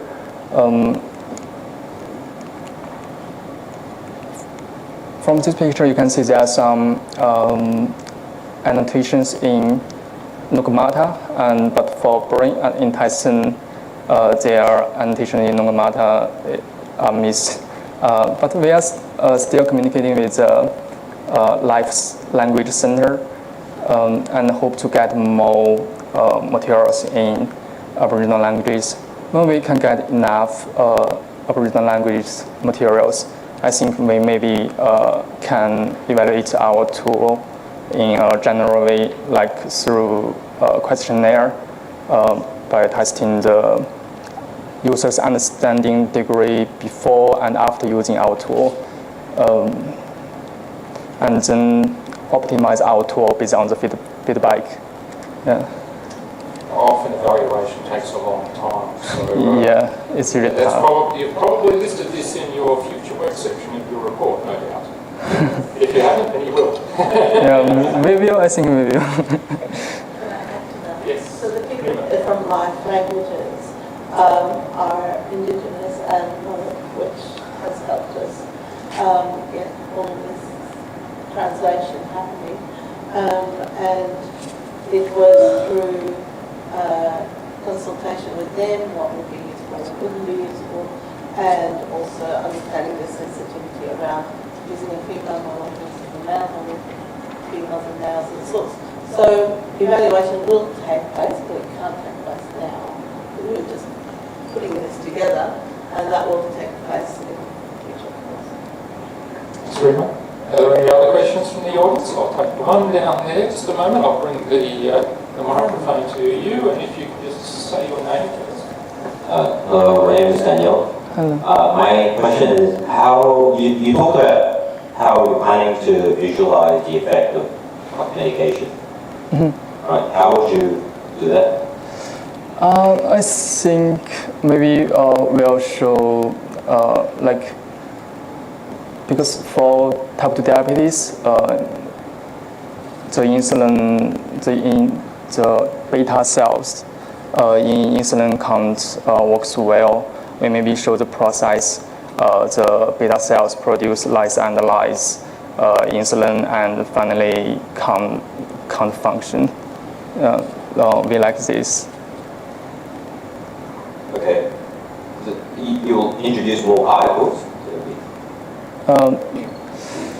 So presumably there's different processes involved in clearing out the sugar via medication. Yeah. Maybe we to show for some the cells in heart muscle and arm muscle and fight. We can show they can't store the sugar well, and they can't use the insulin well, and finally they maybe these cells with some problem like they can't work well, and we like this. Yeah. Are you ever concerned that potentially that's a lot of complexity for particularly the target audience? Actually, for the target audience, it's the target audience for the indigenous communities. And we didn't think too much because we are communicating with the Life Language Center and this part. So I didn't think of this problem, but the specialist of them, we will communicate with them to confirm the question. Yeah. Thank you, Daniel. There was a question over here. I think it was Ahmed.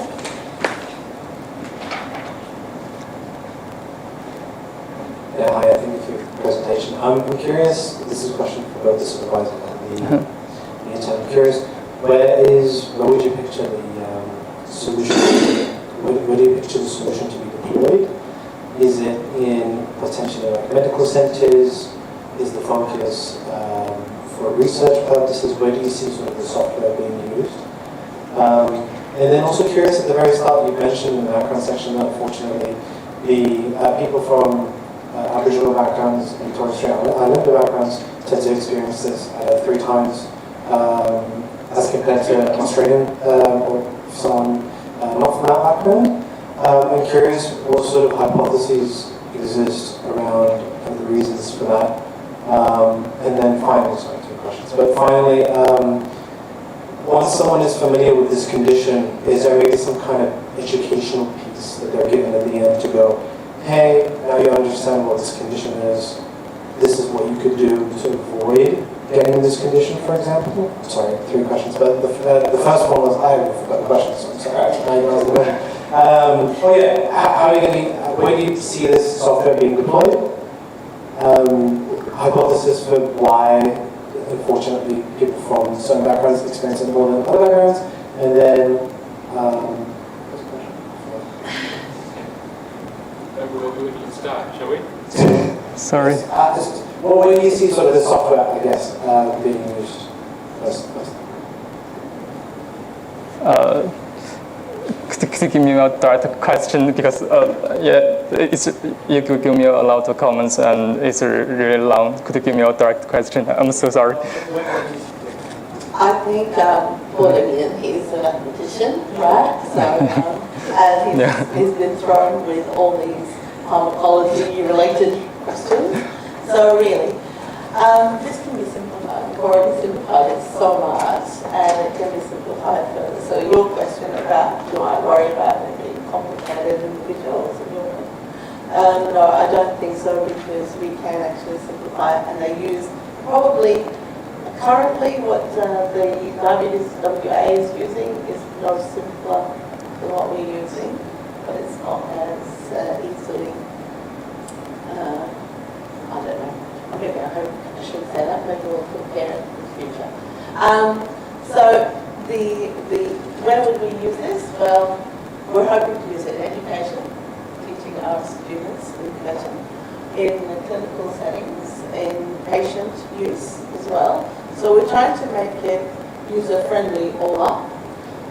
It may be more for some but less for others. Of course, when you use it in education, you can use more medical terms. You're not going to use muscle, you can use the real terms for these things. And really bring it down to lay language for your average person. Indigenous populations like Southeast Asia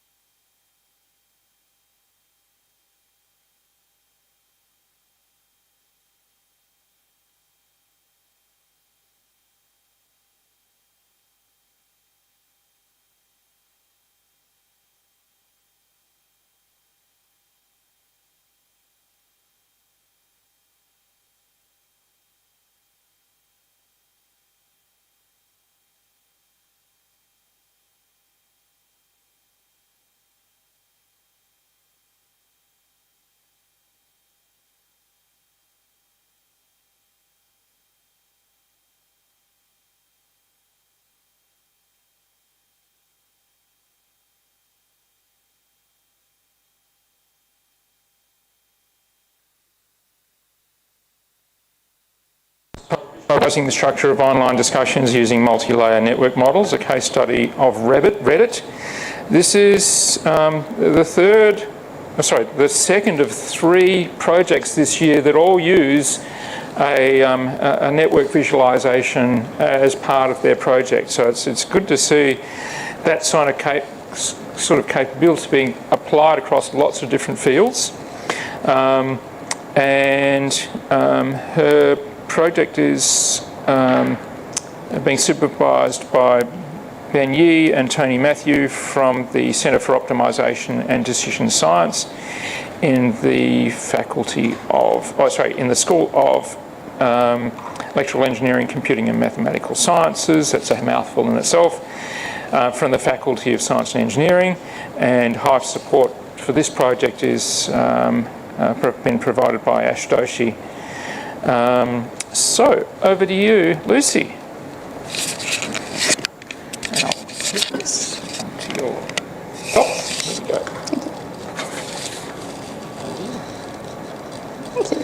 Okay, yeah, so my project was visualizing the structure of online discussions, and specifically Reddit. So everyone talks online. It's the main way that lots of people communicate and share information, and forums like Reddit are widely used for stuff like this. And so if these online conversations are good, they can give us access to more information than we had before. But if they're bad, they can lead to the mass spread of misinformation and the radicalization of individuals. So this is why we're interested in understanding these online conversations, what makes them good versus bad. And so Reddit. It's a very popular online discussion forum where people can create posts or just browse through these posts on the homepage. And each block on the homepage is a post. So if you click on that, it'll take you to the post page where you can see all the comments. And the Reddit forum is divided into self-organized discussion areas called subreddits. And these are dedicated to people discussing particular topics. Now, a conversation on Reddit begins with an original post. And this is posted to a specific subreddit, and it can consist of images, text, links, videos, and other media. And so as people can create comments, they can either respond to this original post, or they can respond to other comments in the discussion thread. Each post and comment has an author, and each post and comment also has this upvote score. This is a system unique to Reddit where users can interact with these comments and posts by either upvoting or downvoting them. And the result of this upvote and downvote is displayed as the upvote score. So our multi-layer network model, we use this to show these online discussions as networks. So we start with the discussion layer, where each node is a comment, and each edge is a reply relation. So starting with our original post as the source node, we add a new node to the network as new comments are added to the post. And we add each node into the layer below the comment it's responding to. So as new comments are added, we can build up our network to represent the conversation. We can do a similar thing with the user layer. In this, the nodes are the users, and the edges are reply interactions. So similarly, we've got original post is done by user A. User B responds to this original post, so we place B below A in the network. And then as each new user creates a comment in the discussion thread, they're added to this user network. Now, this is just two distinct networks, so we combine them using interlayer edges. And these point from the users to which comments they're making in the discussion. So user A made the original post, so they're connected. User B made comment 1, and then you just keep adding these edges until you've connected every comment to a user in the user network. The reason we're doing this is deliberation. And deliberation is the idea that people share their opinions in a productive way to reach a satisfactory decision for the majority of people. And so deliberation can occur in interactions between a group of individuals with a diverse range of opinions. And this can create the opportunity for productive debate that can lead to opinion exchange or consolidation in the participants. And so this can lead to people becoming more like understanding their stance better or becoming more aware of opposing ideas and opinions.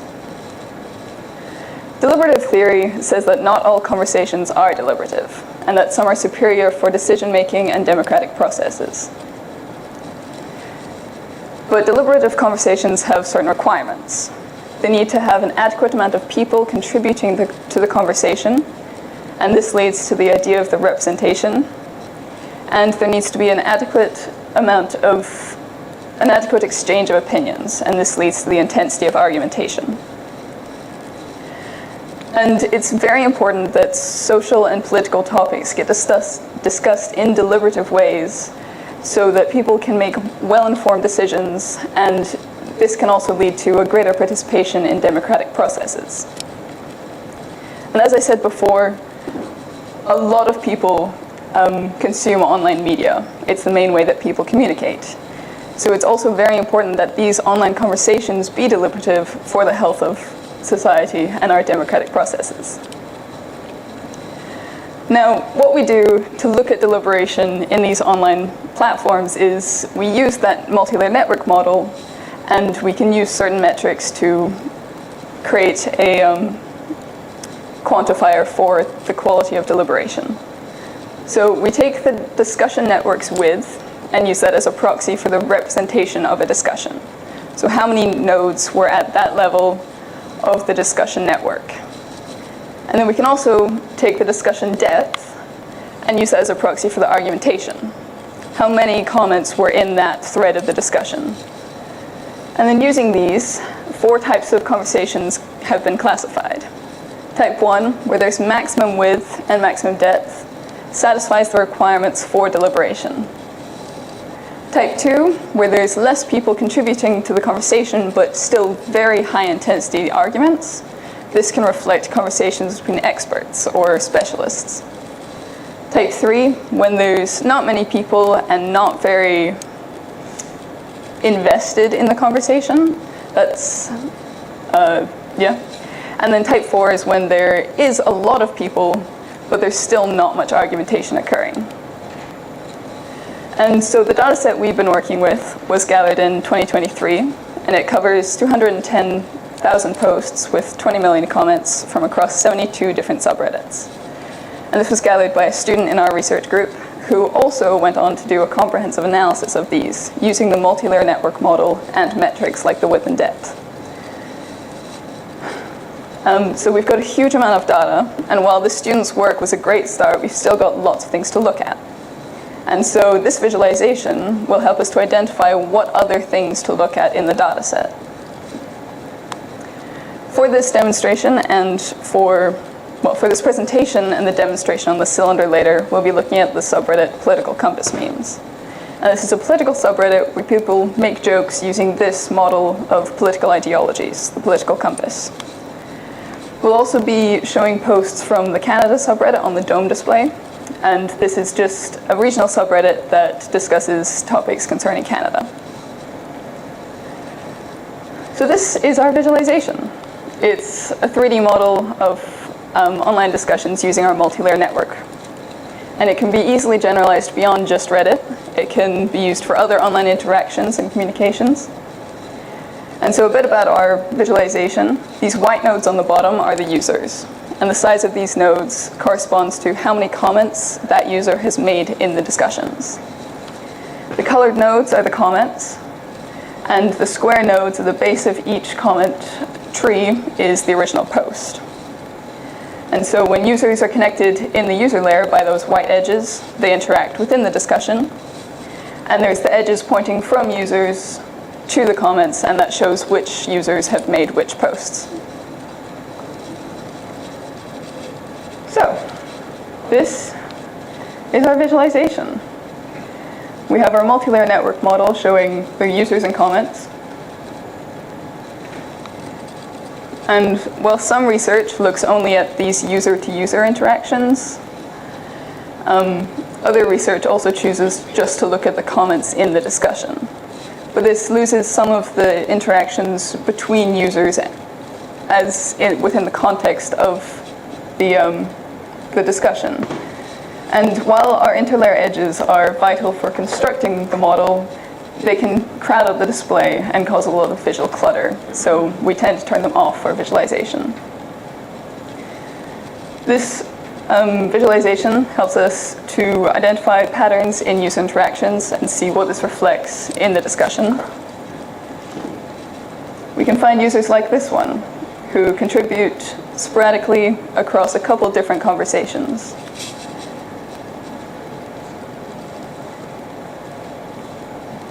We can also find users like this, who are isolated to only one conversation, but are responding frequently in the discussion thread.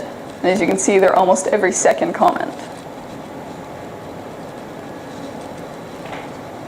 We've also got different color schemes. This is our upvote color scheme, where comments with more upvotes than downvotes are colored green, and comments with more downvotes than upvotes are colored red. Using this color scheme, we can identify conversations like this one. All of these comments are green, showing that this is a very consensual conversation with not much disagreements shown in the discussion. We can also find conversations like this, where there is a very significant amount of red nodes. Obviously, this conversation is on a very contentious topic with a lot of disagreements. We also find users like this who have contributed a lot, but if you look at the comments, the majority of these are red, so obviously he's not a very popular user. We've also got this color scheme, which is our discussion type color scheme, where each of those 4 types, classified using the argumentation and representation, are given a unique color. And using this, we can see the patterns in the users and how this can relate to the different types of conversations.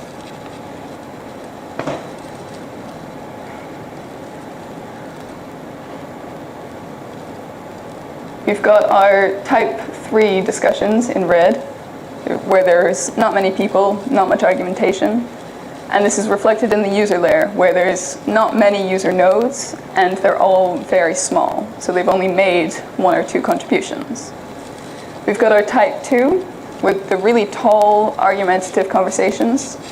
But if we look at the user layers, there's only a few nodes, but those nodes are quite large. So those users are contributing a lot to these conversations.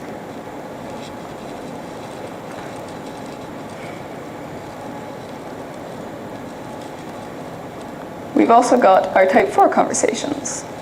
There's not much argumentation in these, but there's a lot of people contributing. And as you can see in the user layers, there's one central node that's usually a lot larger than the others. And then all the other nodes in the conversation kind of radially around them, but they only contribute once or twice to this conversation. We've got our type 1, deliberative conversations in blue, where there's a lot of people contributing very high intensity argumentation. And if we look at the user layer, there's a lot of nodes, but a lot of those nodes are also quite large, showing that there is a difference in the way these users contribute to type 1 conversations compared to the others.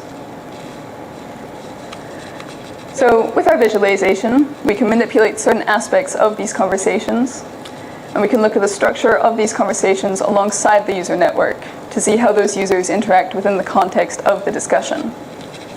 We can identify patterns in user participation and identify clustering and isolation in our user network. We can see where there's a lot of users contributing a lot, or a few users who are completely separate from the rest of the discussions. Future works for this project are extending our user selection, which was demonstrated in the video, to multiple users at once. This would allow us to see how certain users interact with each other rather than just how one user participates in the conversation as a whole. Another direction could include animating these networks growing over time. With this, we could see how type 1 conversations evolve and see if there's any difference in the structure compared to the other conversations. Thank you.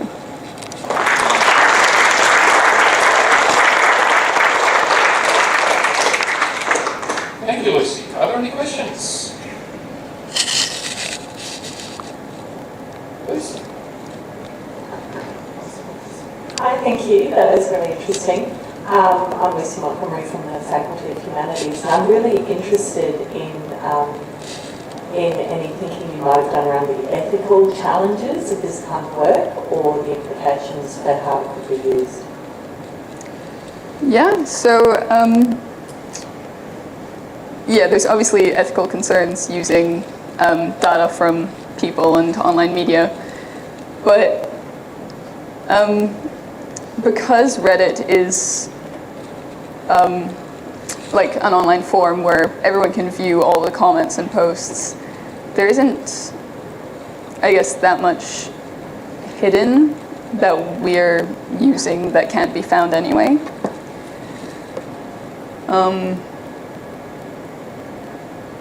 What sort of ethical aspects were you thinking of? So in particular, I was thinking about some of the work that happened in our faculty with the TRISMA project around capturing and engaging with social media data, and there was a lot of thought that had to go into whether or not it was publicly available information or whether or not users had contributed as members of a network, and whether, for example, the data was being hoovered up by someone via their login and then capturing all of the conversations, or whether that had happened only on the public-facing version of that platform. And then the other stuff that I'm really curious about, whether or not there's been any thinking or discussion in the team doing this project, relates to, for example, some of the conversations happening around influencing US election outcomes, for example, and all of the delightful things we saw coming out of Cambridge Analytica. And also the fact that, that we are living in quite interesting times. And I'm really curious about whether or not you or the research team you're working with has given much thought to, I guess, how this kind of work might be used and what you might want to think about from an ethical perspective beyond just a mathematical problem. It's a really interesting problem, but towards the ethics of this type of research and how we engage thoughtfully as university researchers in a world that's a little bit complicated. Yeah, so there definitely has been ethical considerations throughout this project. The data set that was collected didn't collect anything from the user profiles. It was only about the comments, and the main information that we gathered from users was the username. And so we have no information about like certain things you have to like input when you create a Reddit account. To like the ethical considerations with trying to influence online discussions, there had been some brief discussion about potentially doing this pathway in the research group, but there is a lot of ethical concerns with that. So we actually aren't allowed to try and influence these conversations to get certain outcomes.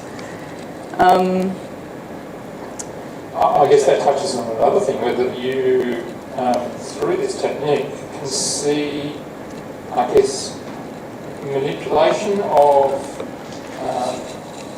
discussion trends, and whether that's by AI agents or whatever. Yeah, I mean, the goal of this was, it's not been about trying to influence specific discussions.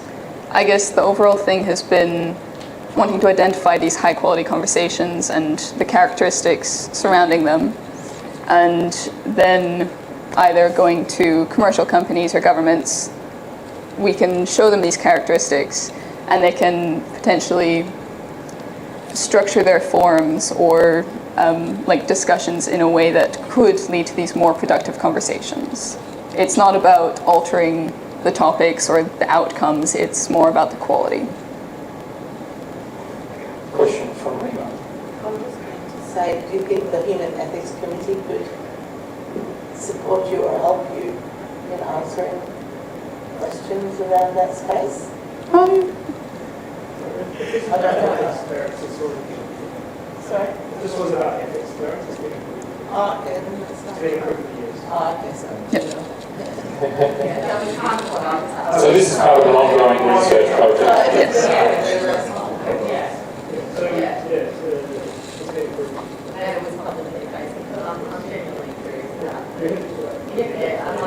Yeah. All right, it's generating a lot of conversation, which won't be recorded for ethical reasons. Question from Carol in the front. Hi, that was fascinating. Thank you. Right. Wow, that's really cool. So my question is around, you mentioned that the data set was from 2023. Is there any, how can that become a real time scenario? Is that possible? So like collecting data in real time and using it? I'm not certain it's very feasible because it's a huge data set and it took a long time to collect. It was over the course of 8 weeks. But Reddit has since changed some of the restrictions on collecting online data, so it's I think it would be a lot harder to do it real time. And the data was collected was only like the top, like the most popular posts from the most popular subreddits at the time. So it's not everything that was happening because there was so much happening all the time. And it's also it went through a lot of cleaning to remove posts that are like really small and there wasn't much to look at in them as well. So it went through a lot of refining that I don't think would be feasible to do constantly to get up-to-date data. I just want to comment that your animations there were really nice. These complex networks are often really difficult to understand, having a little bit of motion, which is called motion parallax, can often help you resolve different layers, understand the complexity, and that's in fact what's intended over here viewing 3D to assist as well. So during the demo, make sure you have a look at where the 3D glass is tested out on this cylinder. The simulation is also running on the dome display, just in 2D. Are there any other questions not relating to ethics? Yeah, it's kind of related to what you said, Andrew, sort of understanding the data. I'm curious, as someone who's not a data scientist, like when I look at data, it can be quite overwhelming and difficult to understand and to like even generate hypotheses at times.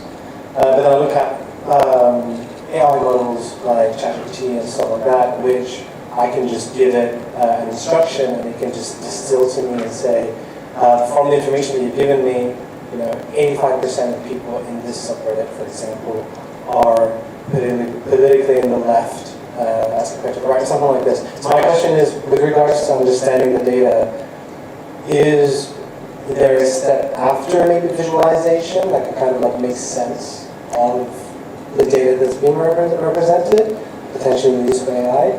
And then even it's more of a generic question of like, which one is even more useful for a scientist? A visualization engine or a tool for visualization or something that summarizes massive amounts of data to concrete conclusions with percentages. So this visualization was developed as a tool for research. So I guess if you're using, as you're saying, like AI to summarize a data, you, depending on the AI, you could probably lose a lot of information. Like if we're looking at this data, we've got so many comments, but if you try and condense it to, like a single statistic, I feel like you'd lose a lot of the nuance. There was another question over here. Any more? Okay. Thank you so much, Lucy. It's obviously a very interesting topic. I expect lots of people to gravitate to your demo during the demo period. We are transitioning now into the demo period. Actually, we should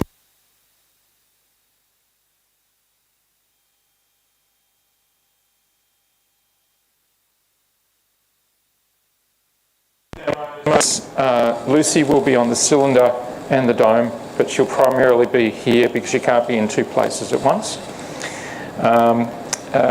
Limian, I think, will be here on the tile display, and Bruce will be back on the wedge display. After you've had a look at the demos, you are being very privileged to have some lunch provided today. We'd like to thank Lucy's Dean of Research Office for supporting our lunch today. And please hang around. The next session, I think, starts at, is it 2 o'clock? Yes. 2 o'clock. Ash nods. Thank you, Ash. Yeah, so we'll have 3 more presenters this afternoon. So please stick around. Please grab some lunch and try out all the demos. Kick the tyres. Actually, not that the Hive has any tyres, but don't kick the Hive.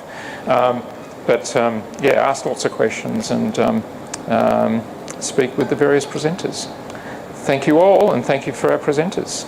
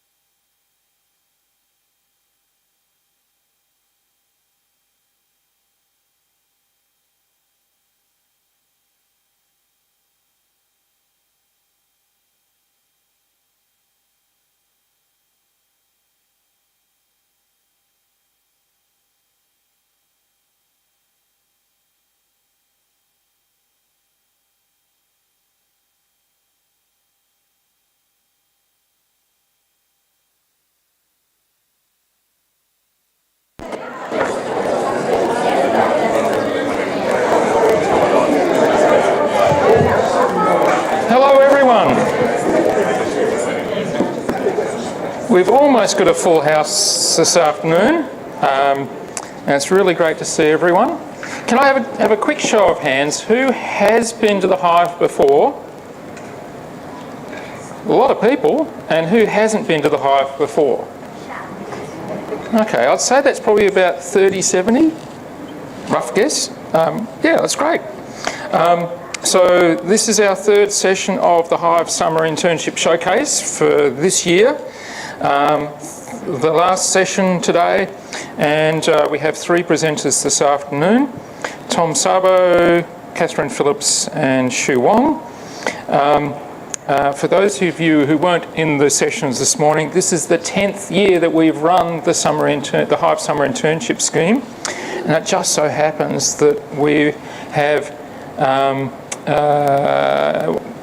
when the third presenter presents today, that we'll had 100 students over that period of time. Not that it's, yeah, it's great. So Shu over here will be our 100th presenter. Not to put the pressure on or anything, much. Yeah, it's wonderful to see. Over that period of time, we've had so many different topics. As you've probably seen from the program, even just today, there's topics in all sorts of different fields.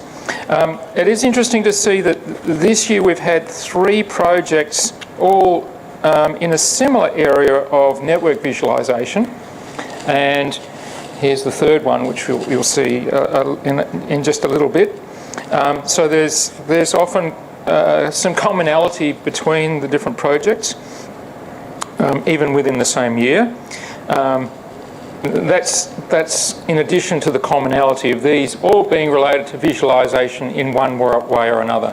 Turning projects which might be abstract, might be data-based, might be anything, into something that we can see with our own 2 eyes. A lot of these projects do make use of virtual reality tools, not necessarily for just using in a headset, but viewing on big screens like this. 2 of the projects today use those in this afternoon's session, use virtual environment programming platforms, even though they're not using a headset.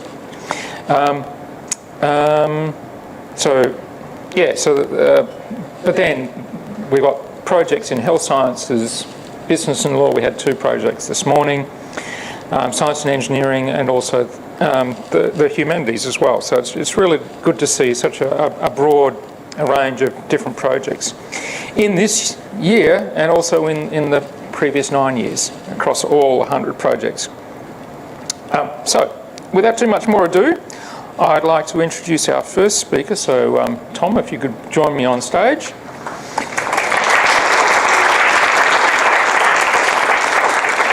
Tom has just completed a Bachelor of Creative Arts with majoring in Screen Arts, and you might have seen all of the graduation staging and sharing all being set up out there. So that'll soon be Tom in, is it this week or next week? 2 weeks. 2 weeks, yeah. So that'll be Tom walking up with his gown and his sash and receiving his piece of paper.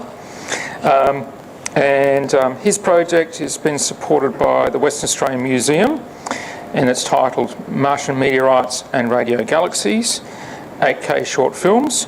Corrine Ellie Harper is the academic supervisor from the School of, let me get this right, Media, Creative Arts and Social Inquiry, McCarthy for short.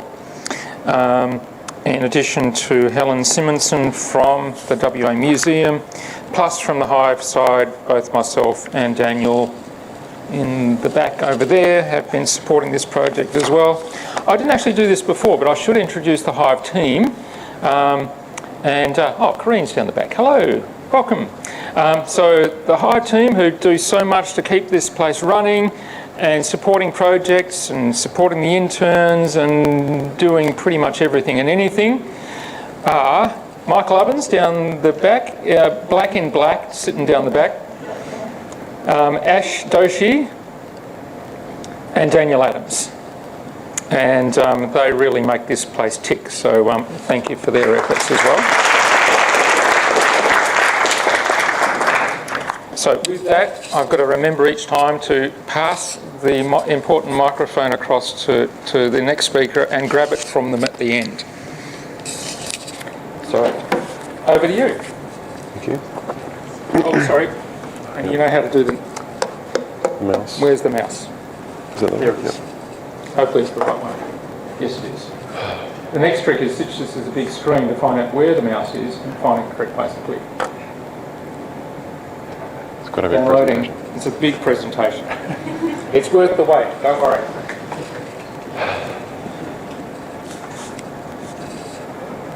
I thought these were pretty low, but maybe not.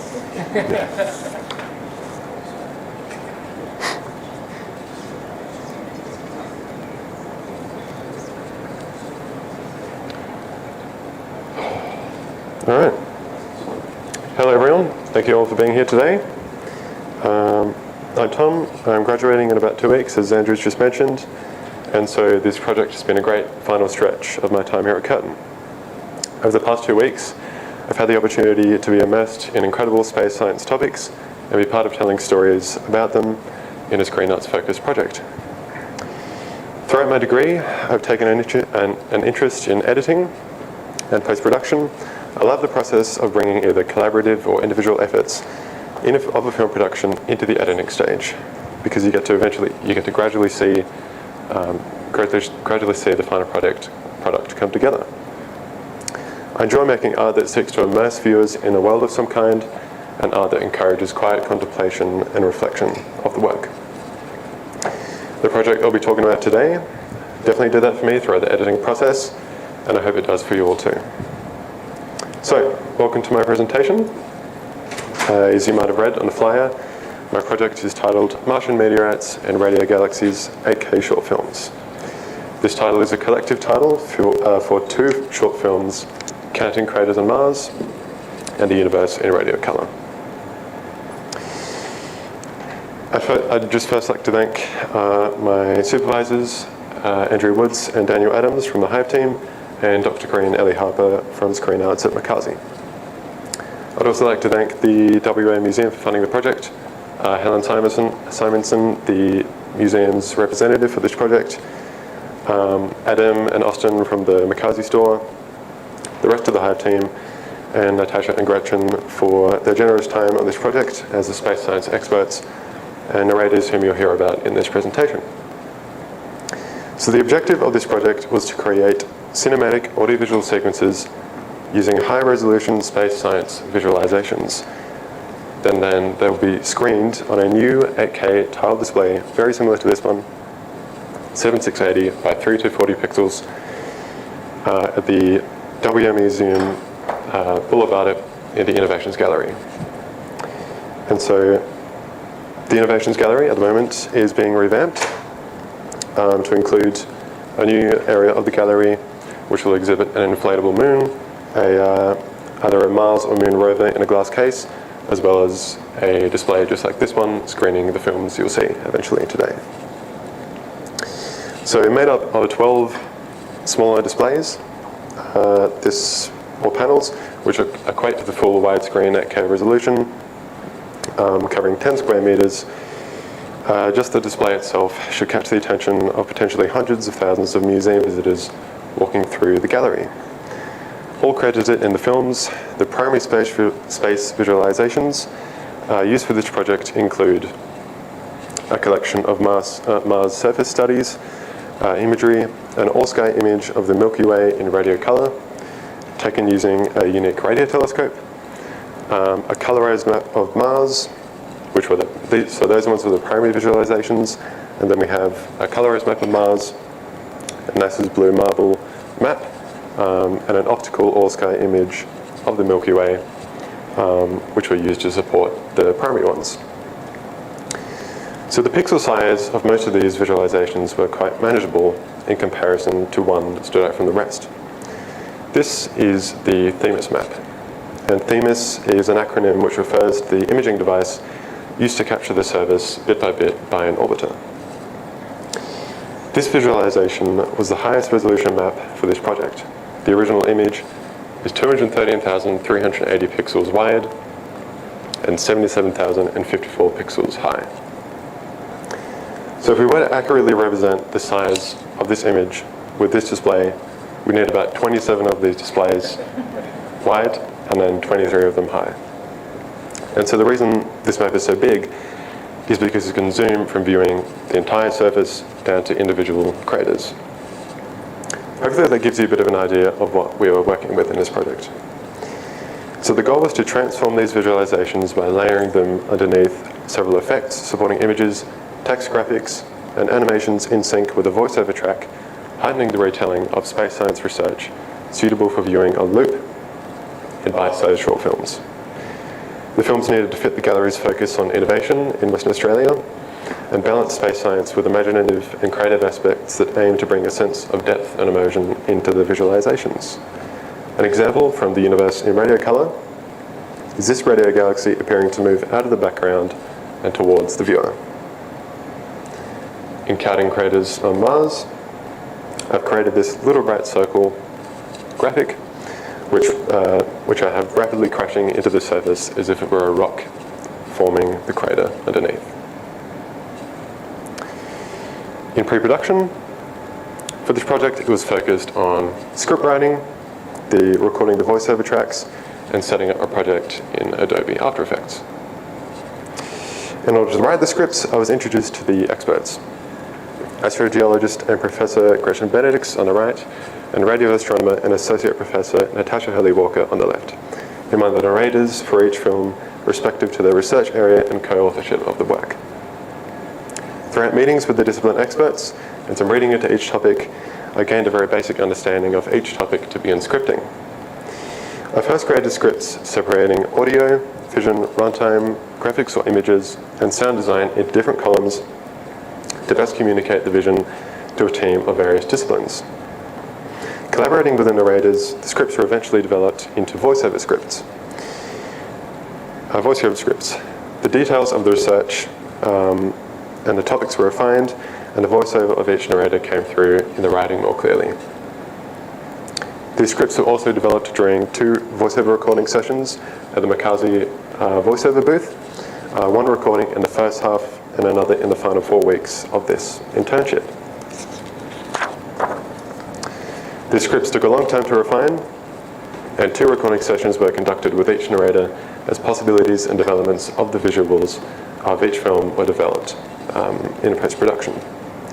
After Effects is more of a motion graphics and animation workflow, which was a necessity for the project, compared to a video editing program like Adobe Premiere Pro. After Effects has capabilities with concise control of scale, position, motion, and speed, and the use of a pen tool to create masks, which I'll talk about. Premiere, however, was used to cut different takes of voice recordings together and to enhance the overall sound of each recording. The other Premiere editing program was Photoshop, which dealt with the Themis map. Due to a limit of 30,000 by 30,000 pixels for importing media into After Effects, this meant importing the Themis map was out of the question. We needed the full resolution of the map to create a key narrative element of a continuous zoom down to individual crater level. Many attempts to render the full 100 gigabyte Photoshop file into an image file were all unsuccessful and may simply not be possible. So instead, using Photoshop, I sliced the map into 15 equal segments and even 5x3 grid. Each slice or tile was successfully saved as separate image files, each about 26,000 by 16,000 pixels. The goal was to create the largest possible individual tiles without having to generate too many, both for my patience and render time in After Effects. When assembled in After Effects in a composition, together these 15 tiles made up a map of more than half the resolution of the original. This method provided at least 70% of the entire zoom before the image became noticeably not full resolution. To achieve the full zoom, at a certain point, the zoom swaps with a 1:1 pixel full resolution 8K tile of the map, which I've incorporated into the film with this animation.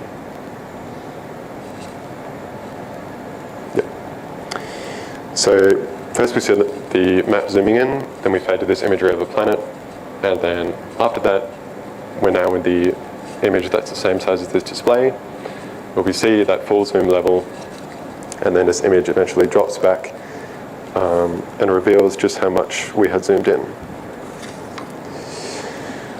The rest of the visualizations were much easier to manage in comparison, but render previews in After Effects and rendering outputs to test on this display was very time consuming for both films. I'm now going to take you into After Effects, so you can get an idea of how the film was put together in post-production. In one 8K project, I have both films set up in different sequences, which you can enter by clicking on different tabs like a web browser. If I pointed it just there. The main consideration in the program are these things called compositions, which when created are like boxes or folders that can contain as many layers as you want and can be opened and closed as required. If we open the composition from the universe in radio color, you'll see there are more compositions and layers. This mainly helps with keeping the project tidy in the timeline, which is this long thing here. And any layer can be color-coded as well, like these yellow ones, for example, which are all supporting image layers. So it makes it a bit easier to identify in quite a busy project. And also naming the layers is another thing I had to keep in mind just to keep it tidy. Another example of this is in the composition right at the bottom, where the sound design elements are held in the very bottom line, just here. Here we can see one of the visualizations inside a composition. The idea is that you apply any layers on top and position them according to the areas of interest, like this. So here we have this light burst, I'm pressing the wrong one, here we go. This little light burst, which is a layer that's on top of this visualization. And this would fill the frame when we come outside of the composition. No zoom or motion is applied here apart from fading each element in and out as the narrative progresses with the voiceover. Coming out of this composition, all of the zooming and panning transform controls are applied to explore each visualization with these tiny things called keyframes, which are all these little dots underneath each layer.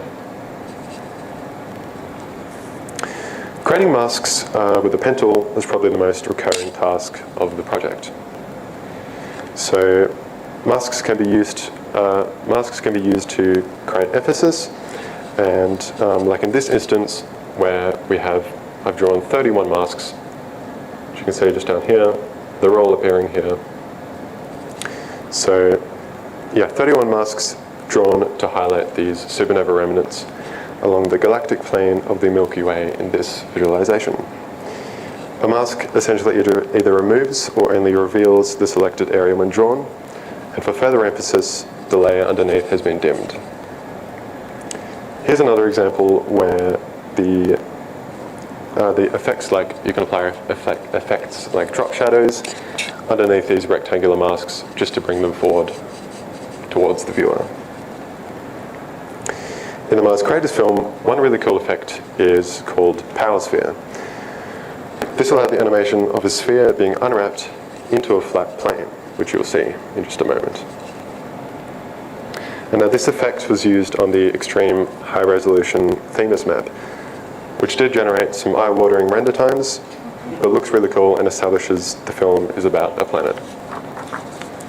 Lighting controls also needed to be applied to create depth, and the Power Sphere effect required the use of a separate 3D lighting layer that interprets the layer as a 3D object, which is really cool, but it took some time to sort of control and figure out. The movement and scale and speed and the motion had to continually be refined in both films, and needs to be carefully applied so that viewers aren't disoriented watching the content on a display as large as this one. Particularly with the universe in radio color film, deciding on the amount of zoom in any given area of interest depended on how large it appeared on the display, the maximum runtime it had with the voiceover, and finally the amount of space it needs to travel across the image afterwards. Now, to make sure all the layers and compositions work together correctly, a lot of text exports had to be continually rendered to ensure everything would come out properly in the final video after all the effort with the system-heavy media. which is apparent here because it's quite laggy inside of a PowerPoint presentation. But you'll see a nice, smooth 30 frames per second later. I think I'm still understanding how to export in 8K because it's extremely time consuming, so results don't come quickly, but I'm proud of the final product you'll see during the demonstration. This project makes connections between the prospect of future revelations of both the history of our solar system and seeing what lies at the edge of the inconceivable size of the universe. With the possibilities of high-resolution displays and the combined effort and accumulation of hard work in first making these visualizations and then reimagining them into films. There are more discoveries to make about a universe which are best viewed on an immersive scale where people have to be there to see it. Putting it into a filmmaking context allows people to not just be listeners, but to be part of these stories in a concise format on a grand scale. Working on a project that had such a specific output was an incredible learning experience, which has given me a taste of what it's like to edit to completion quite a demanding project in a short amount of time with lots of stakeholders very early in my journey as a filmmaker. Thank you all for listening. That's my presentation.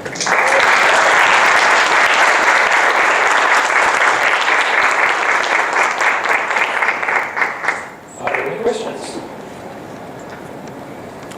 Must be one, surely. I can't ask them because I'm one of the project supervisors. John.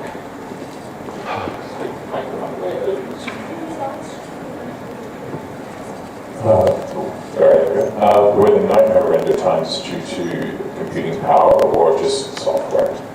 I think a bit of both. There was even further optimization made for the Themis map using a proxy file, which essentially generates a Photoshop file that's extreme low resolution, and then it's more manageable in the program. But even that takes a long time to preview, so the proxies can only be used for preview purposes. Once you do your final production, you've got to use the final. So, I think the short answer is, how many rows did you have on your timeline?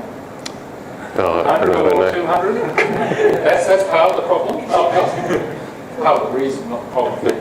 It's also just so many pixels to deal with as well. 8K is 4 times the resolution of 4K, which in totality is 16 times the normal TV resolution, which is only 2K. So, yes. And sometimes when you're looking at the render time, it says it takes like 45 hours, but it's just covering an extremely demanding section of the film. And then once it gets past that, it's okay. So I had to learn stuff like that too. How long did your 8K renders take for both films? The radio color one was about at least 2 hours, and then Creators was... Sorry, what was that number? At least 2 hours, and then the Creators one was at least 12. That's a big difference. So. Yeah, because the Creators one had the super high resolution content. Yep. Any other questions?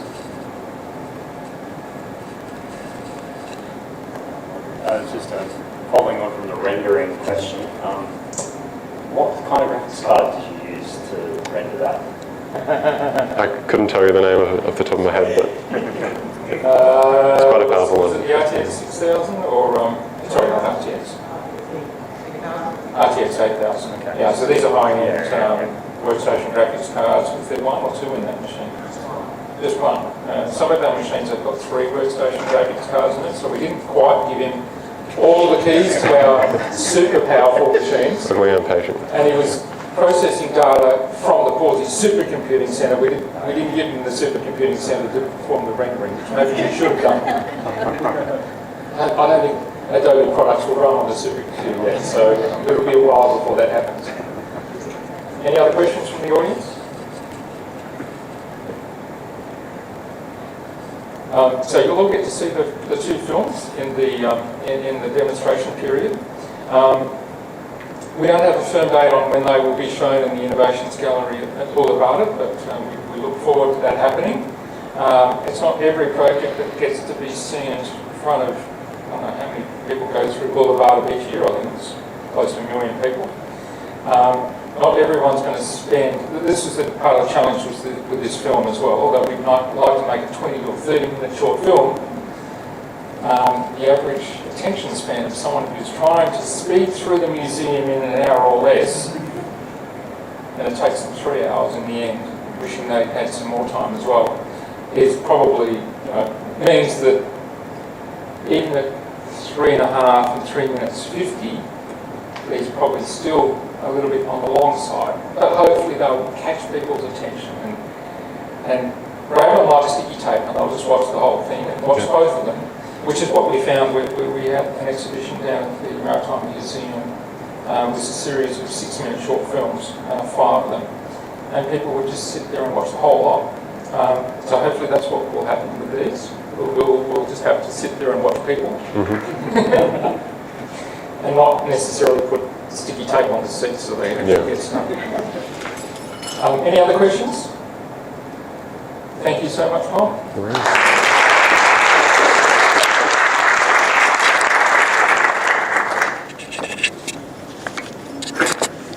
I have to adjust the microphone back to onto an acceptable level. Let me just get through that, back to here. There we go.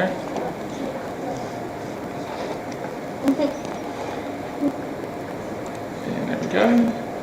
So our next presenter is Catherine Phillips, so if you can come up, Catherine. Let me put that on me so that people online can hear me. So Catherine is currently studying second year of Bachelor of Computing, majoring in Computer Science. This particular project, which is called Graphing Together, Visualising Curtin's Co-Authorship Network, is being primarily supervised by Kyle Huang from the Curtin Open Knowledge Institute and Marcus Wellbang from the library, isn't it? Marcus is here. There, sort of hiding behind Lucy. And has been kindly supported by the Curtin Library, the T.L. Robertson Library. HIVE supervision has been provided by Ash Doshi on this particular project. So, over to you. Let's get that on. Okay. There we go. All right. Make sure I've got everything in the right way. Good afternoon, everyone. I'm Catherine Phillips, as previously stated, and this is Graphing Together, Visualising Curtin's Co-Authorship Network. To just give you a bit of background, the Curtin eSpace is an institutional repository, which means it's a large store of data that contains things like journal articles, published papers, and other exported materials that can be documented. Over 75,000 items in the last, I think it goes back to 1971. Yeah, it goes back to that far. But half of those have been released in the last 10 years, which is a wonderful little thing there. And so, as we've seen today, cooperation, co-authorship is a very good thing. As we've seen by all our projects, it can lead to some amazing outcomes and some unique solutions that wouldn't happen otherwise. And also, it produces some very interesting patterns that you can see. But that can be very hard to look at or notice in the raw data, because just piles of data sheets. So my project is to visualize that in an interactive and a broad display way to really highlight what's going on. So the plan was, at the beginning, is to generally filter down the data from eSpace into what's going to be used,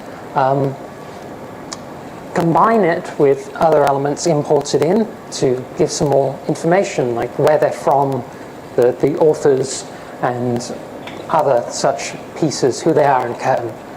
Then modify the existing graph tool, which was mentioned earlier, to able to display and interact with the data that has been very kindly given to us from the library. The tools to do so are things like Jupyter Notebook, which is a scientific documentation system for, if you've got code, it's good for sectioning things out and giving reasons and including things like graphs and tables within itself for processing. And what was done within there to process that data is Pandas, which is another scientific tool that is a very fast data processing library for running data through there. To give an example, I once put together a data filtering system and left it to run, came back a couple of hours later, and it was barely a slither through any of it. But through Pandas, it was done in 2 minutes. What would have taken 100 and something hours was just already processed. The joining, the glue between the two sections, is SQLite, which, to put it simply, is just bundles the data up into a nice little package and then hand it to the display. That is then, all of that is edited in Visual Studio Code as a nice lightweight little environment to develop it in, and Unity, because, well, in part it works with the glorious displays here down at the HIVE, but it's also, it's a fairly robust editing suite. First of the data cleaning is the manual steps that are involved. Some of the data had to be modified or removed because in the software that gives out the data from eSpace, there isn't an explicit header for, or that is column name, for data that is withdrawn or removed for any reason. That had to be manually go through. Thankfully, there was only about 6 items, but that's something that needed to be manually removed, as well as, I would say, one of my favorite reports that I've seen during this production, Multi-Messenger Observations of a Binary Neuron Star Merger. Quite wordy title, but it's a wonderful thing to see. It's made in 2017. Of course, it's astronomical in origin, and it has over 3,000 credited authors. Not everything, it didn't quite work with the export. It just sort of threw its hands up and went, okay, you handle it. I'm not touching this. And that was just a very, very fascinating moment to see 3,000 columns along. And to give you a brief preview of how much data that is, it is, well,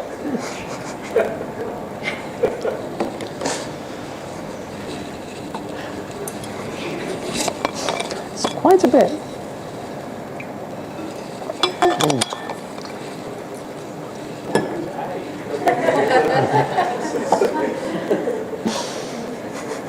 That's still going.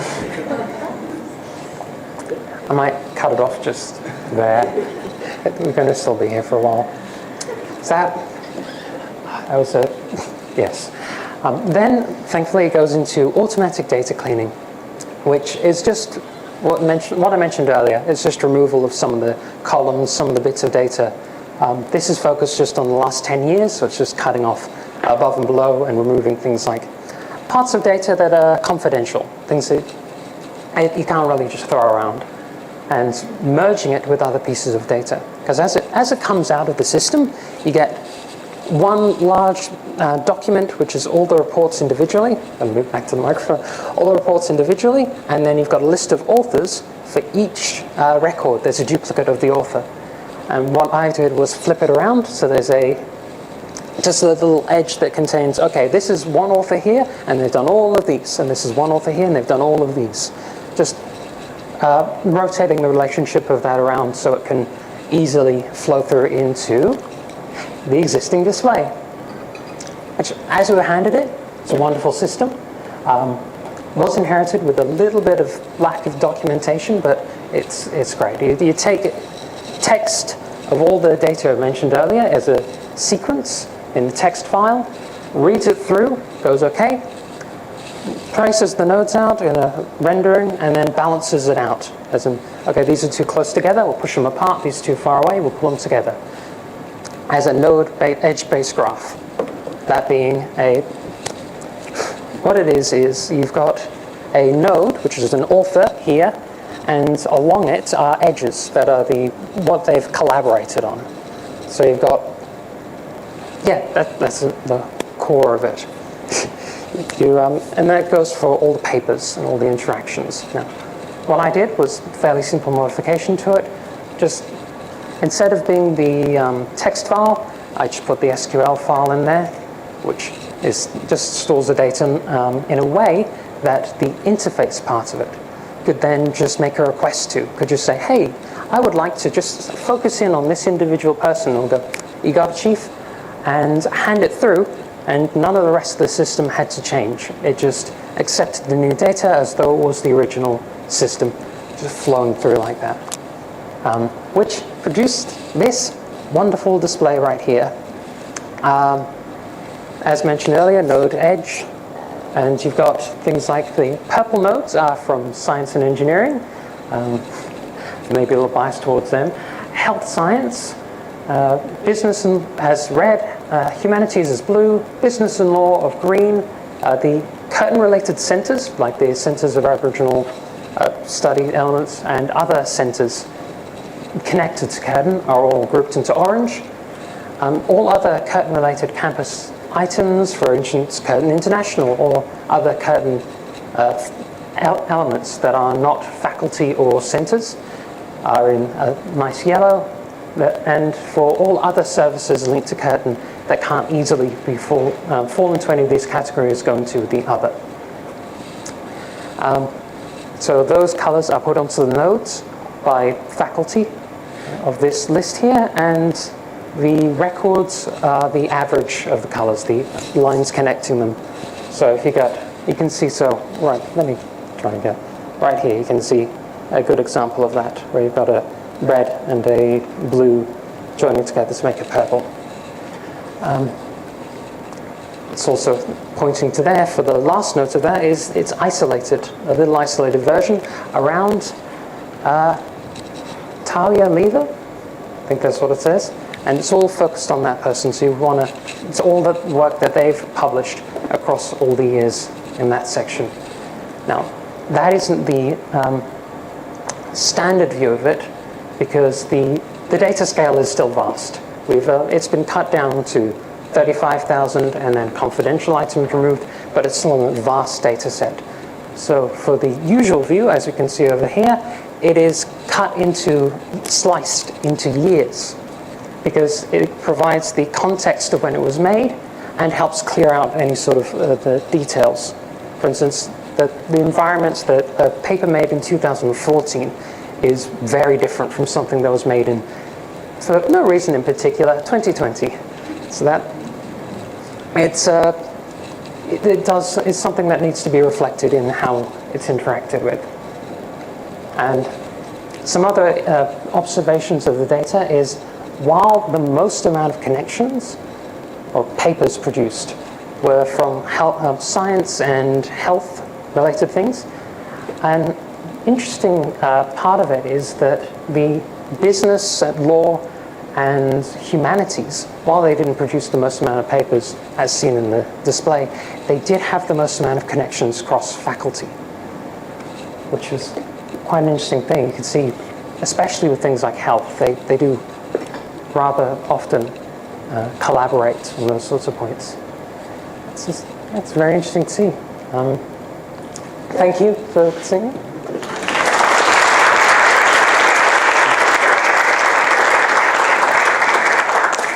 Are there any questions? Thank you, this is very cool. I was wondering about the thickness of the edges. So yes. Is there a way does that tell you that these people are published together more, or is it just an effect of the 3Dness? Could you elaborate? Well, in part it is a bit of an effect of the 3D, but that is a very good question. They are, in fact. The more papers the two people have done together, the thicker the line is, and the more papers they've done in total, the larger the node is. So if we've got one of the isolated nodes over here, if they've done a lot of papers just on their own, it does make them larger because they've done a lot more papers. And they do get a name on them, just in the overall view, once they pass a certain threshold. So far, it's just marked down as 5 papers in total, then it shows them up on the screen. Any other questions? Sorry, it's really just to clarify, the single ones, they're just to solve all of the paper? Yes, they did not interact with anyone else. As of the data collected, yes. Sometimes that's that they didn't co-author with anyone within the campus. Yes, yes. Yeah, some of them, the people off campus don't get reported this kind of thing. It is a limit of the data that was used that we could only. It's for really the color section of it. You can't really color people from outside of it because then we'll have a specific shade of green for people who live down the hill, sort of thing. Any other questions? One down the back. I'm going to get my slips into that.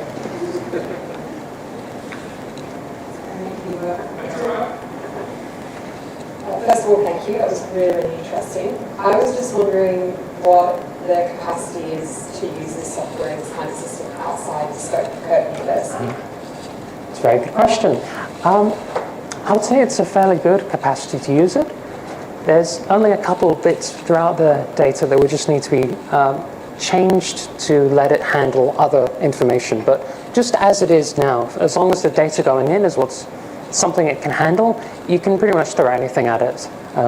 Sports statistics, medical items, just anything that can match in this sort of linking fashion can generally be plugged into it, and as long as you've got the requests all lined up properly, it'll handle it. It'll take it in stride. So if you are in the project, probably in the first instance we could make the project report available to you, so just reach out to Catherine and we can provide her that and have a chat further. John did have a question, but now he doesn't.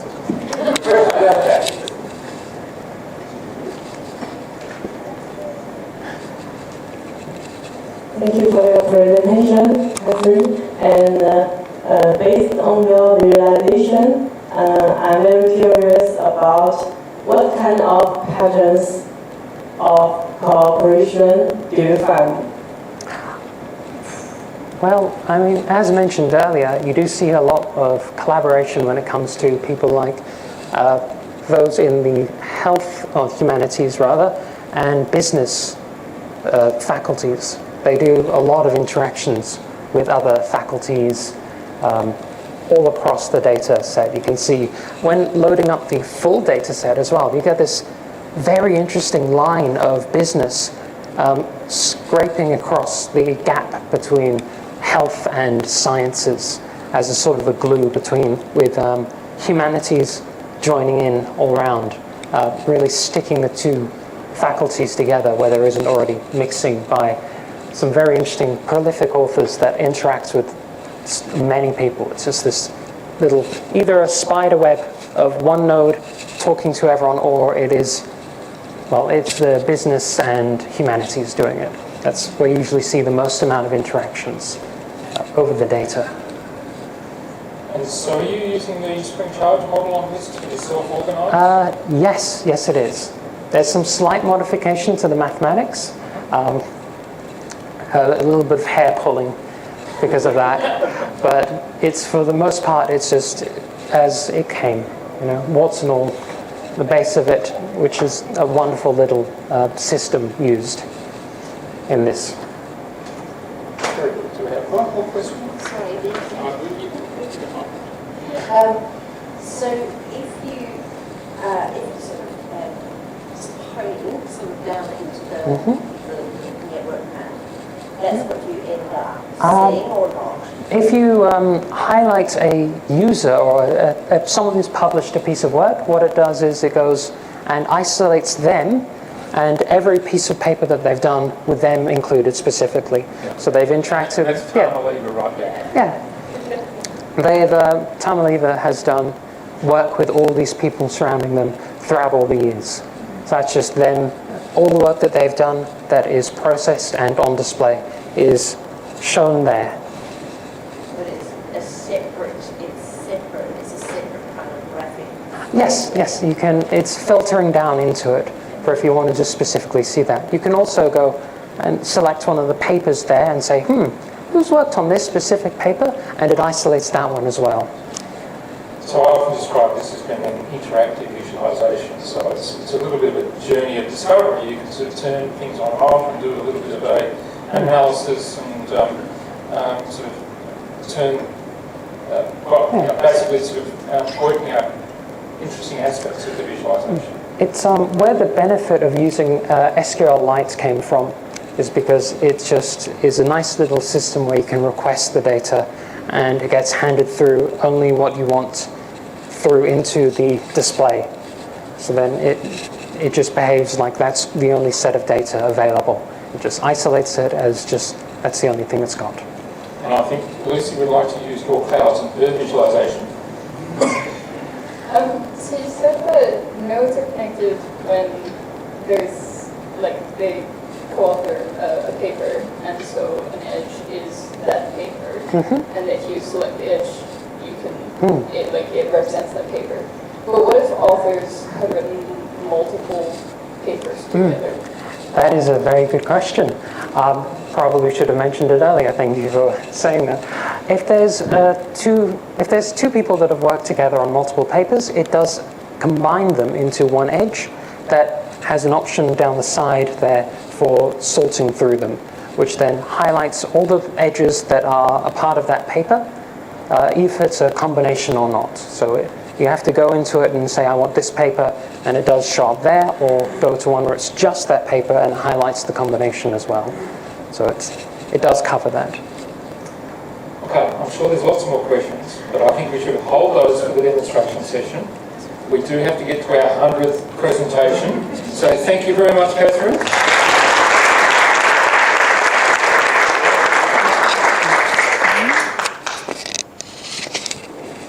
So, lucky 100, please come up to the front. So, Yun Shi Wong is graduating this week or next in the next round of graduation ceremonies, which is just being set up out the front of the gallery. She's finished her bachelor's degree in architecture, specialising in urban planning. Her project is, let me get this right here.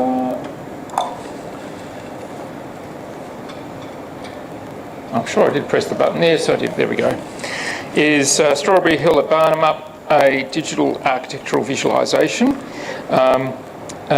This has been kindly supported by the National Trust, and we have Sarah Murphy and Michael, I forget your last name, Michael, in the audience today. It's been really a pleasure working in cooperation with the National Trust. The primary academic supervisors are Lee Simonton and Stephen Feast, who are in the audience as well.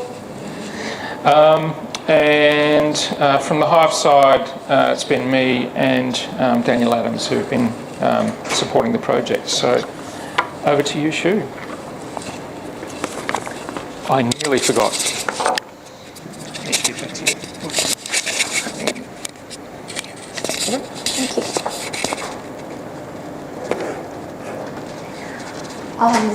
Good afternoon, everyone.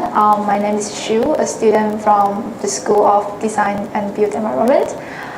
So my presentation will be focused on preserving the heritage of one of the most significant historic sites in Western Australia, Strawberry Hill Farm, and by using the digital visualizations to reconstruct its 19th century architectural features. So the project focused on digitally recreating the houses built in 1831 and 1834, along with the 1836 veranda with the main house, using historical records. So with the help of digital tools, we can accurately recreate the building materials and design details from the 1800s. From the 1800s, creating a more immersive learning experience. And by using the 3D modeling and visualization technologies, our goal is to improve our understanding of history, add conservation efforts, and contribute to the bicentenary celebrations in 2026. So for your information, a bicentenary celebrations marks 20 years since an important event. The 2026 bicentenary will be the first in Western Australia, celebrating the history of both Aboriginal and British communities. And this event is important because it allows the community to reflect on the past, recognize the contributions of different cultures, and come together to celebrate their shared history. And it also offers the chance to promote reconciliation and honor the region's diverse heritage. So, before we dive into the historical background, and let's first take a look with where the site is located to give you a better understanding of the area.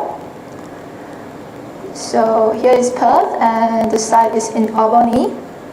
As you can see from the map, it's quite far away from Perth. It takes around 4.5 hours drive. And zooming closer,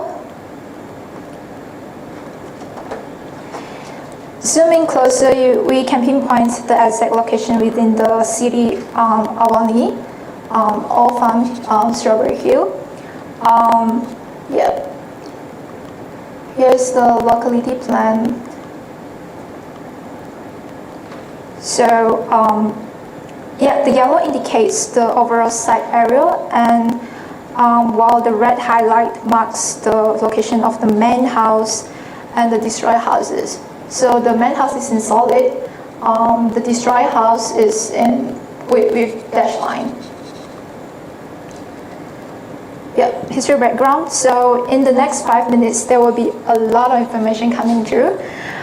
If you can remember everything, that's good, but if you can't, that's fine. The demonstration following this will help to clarify things further, and it is just rough idea of what's going on the site. So, Strawberry Hill Farm, located in Barmah, Albany, is a site with deep cultural significance, reflecting both the history of the Minang people and early European settlement. And the site's history spans several key periods, intertwining indigenous heritage, European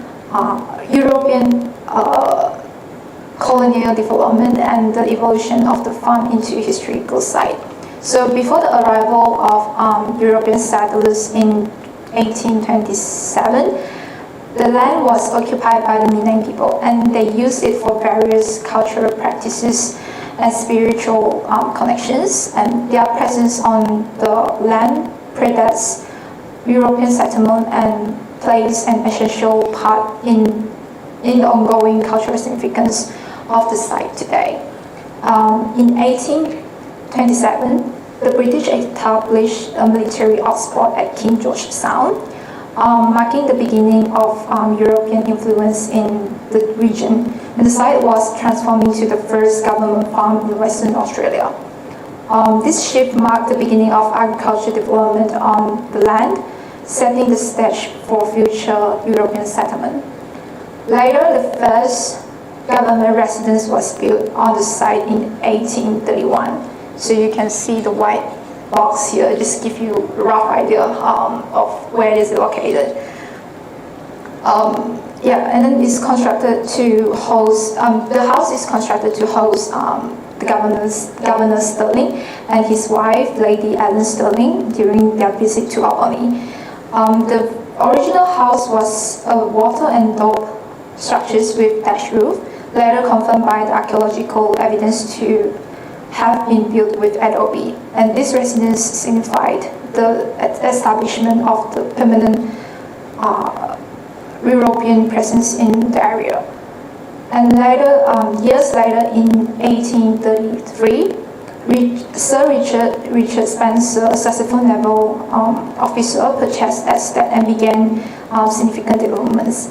his growing family and their needs led to the addition of the 3-room water and dog extension in 1834.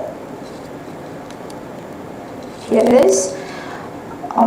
Followed by the constructions of the detached kitchen in 1835. And this development marked the period of growth and prosperity of the farm. And in 1836, the 2-story stone main house was built by William de Pross. It is designed to provide more permanent and special home for the Spencer family, which is here. And this house constructed with granite walls, timber frame roof, the slate shingles, remains the real example of all colonial Georgian architecture, and it is still standing today, which is, I will show you later. So the tragedy struck in 1870 when the original house and the first extension were destroyed by fire. The structures were never rebuilt, but their historical significance remains evident today, and adding to the later history of the site. By 1956, the farm evolved from agricultural development to market gardening, and it was designated a historic property by National Trust of Western Australia, and recognizing its cultural and architectural importance. This marked the beginning of a new chapter in preserving the history of the farm. And in 1964, Strawberry Hill Farm became the first property in Western Australia to be made accessible to the public. And this move allowed the visitors to experience the history of the site firsthand, contributing to its growing significance as cultural historical landmark.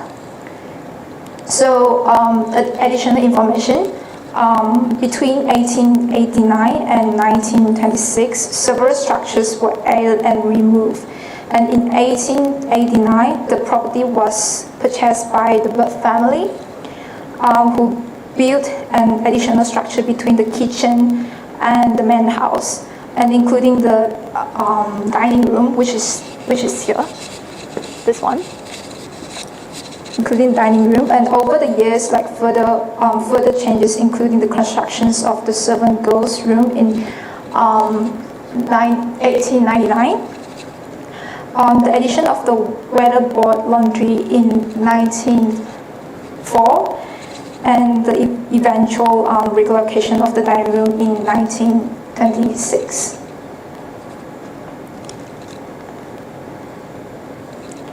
Digital visualization and heritage. So why is it important, and what role does technology play in preserving sites like Strawberry Hill? So digital visualizations. Digital visualization has the ability to bring history to life by creating 3D reconstructions. We can visualize lost structures, understand architectural details, and even simulate historical environments. It is an evolving field with technologies like virtual reality, VR, and interactive 3D models allowing for greater accessibility and allow for new storytelling opportunities. Digital visualization also plays a crucial role in cultural preservation, making history more immersive and engaging beyond traditional methods.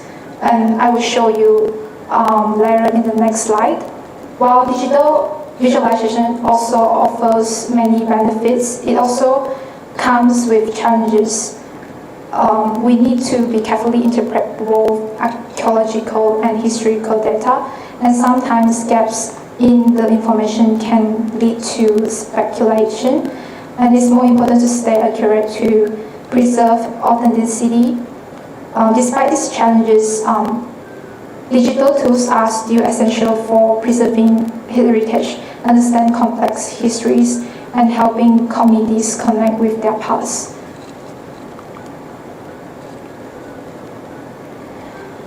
The pictures here shows the outcome of the model building and how it looks like in the past. So the left is the photos in the past, and here is the building that I modeled.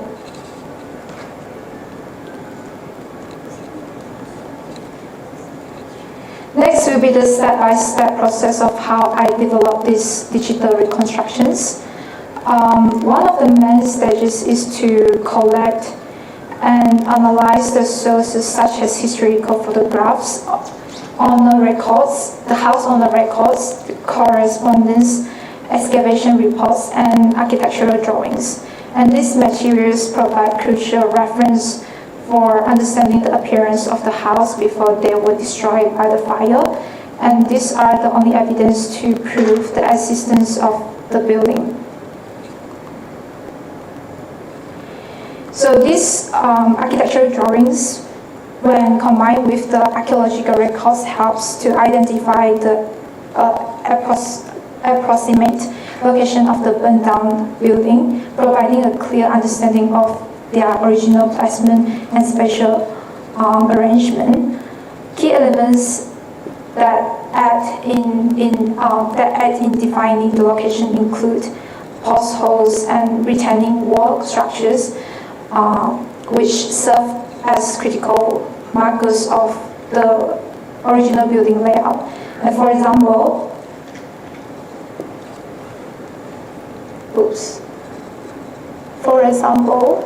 the highlight of the post hole and the retaining wall, which is this one, in the green box.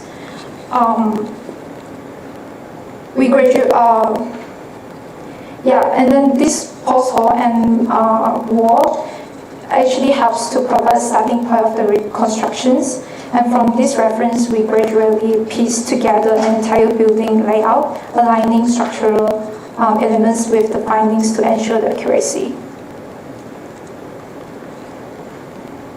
The next stage comes to the method of displaying the building and the software being used in the project. And these softwares are chosen because they ensure the high quality outputs and are widely used in the architectural field. Their reliability and precision make them ideal for this project, and I'm confident they will support the future development of the preservation efforts. And after gathering the necessary data, like the historical and archaeological evidence, I began the architectural planning phase, creating detailed drawings from the site. And once the architectural plans were completed, I used SketchUp to create 3D models, bringing depth to the clarity to the design. And to ensure the realism, I experimented with textures in Enscape and applying period accurate materials like timber and granite to the models. And next, I'll use Unreal Engine to create an interactive experience. And this allows us to bring the 3D models to life and enable users to walk through the reconstructed building and exploring the site as it would have appeared in the 19th centuries. Enscape has the similar functions to render the model, but the result and realism in Unreal Engine is just better. Unreal Engine also allowed us to generate a 360-degree immersive experience, providing a deeper connections to the historical site and something that traditional methods cannot offer. And finally, I use Adobe After Effects and Premiere Pro for video editing and combine the visual elements of the models, textures, and immersive environments into the seamless narrative. And the final video presentations not only showcase the architectural reconstructions of Strawberry Hill Farm, but also highlights its historical significance and offering an engaging way to explore the past.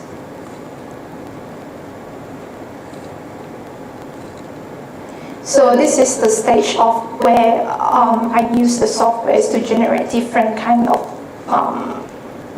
models.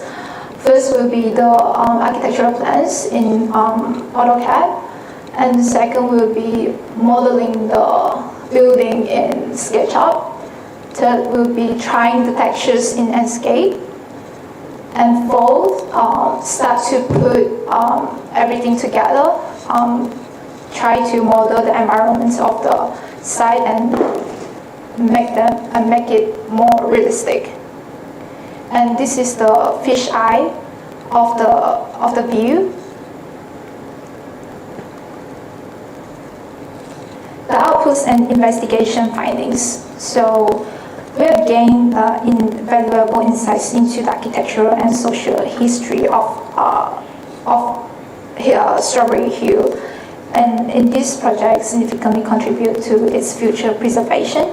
The key outputs including high-quality 3D models of 1831 and 1834 cottage, the houses, along with the 1836 veranda, which accurately captures the historical accents of these buildings. And to support these outputs, we conducted in-depth investigations. This included looking at all maps and photos to understand the original outputs of the site.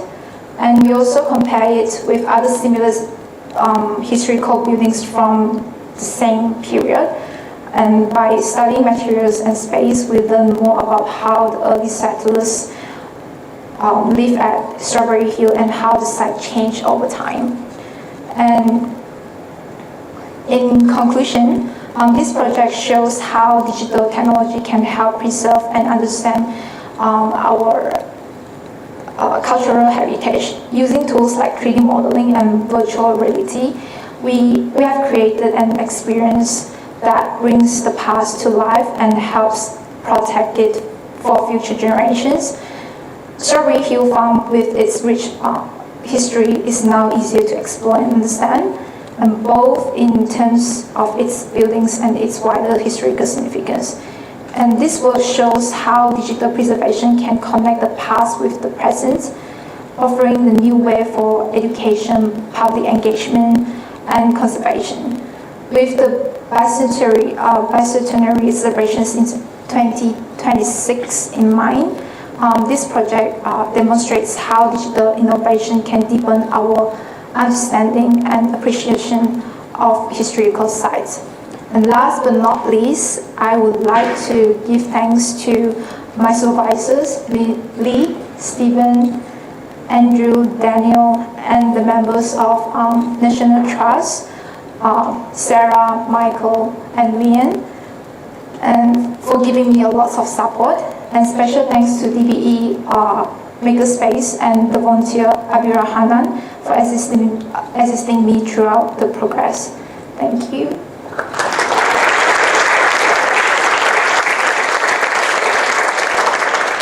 Thank you, Shu. Any questions? One right down the back. Corey. It's a meaningful project. So I want to ask, what do you think to be the biggest challenge when you're using the software? Because I saw you have used a lot of software, right? Yeah. I think the biggest challenge will be fully understand the capabilities and limitations of the softwares, because I'm still in the learning stage I'm still not super familiar with all the softwares. So as I don't claim like 100% of knowledge, I have knowledge of all the softwares. So although I suggest it is a powerful tool, but it still has a lot of things to learn for me. Like I still need to find somewhere to make my things happen. Yeah, this is the most challenging issue. Question from John, and again, some lady. Thanks very much. That was a great presentation. Is there anything event-wise significant about Strawberry Hill, or is the significance mostly the architectural quality and its display of architectural features at that time, or is there anything, any large events that happened with Governor Sterling regarding the farm, or is it mostly just the architecture that's of note? The significance on the site is actually, before the settlement of European, before the settlements of European, the site is actually belong to the Minang people, which is the Aboriginal people.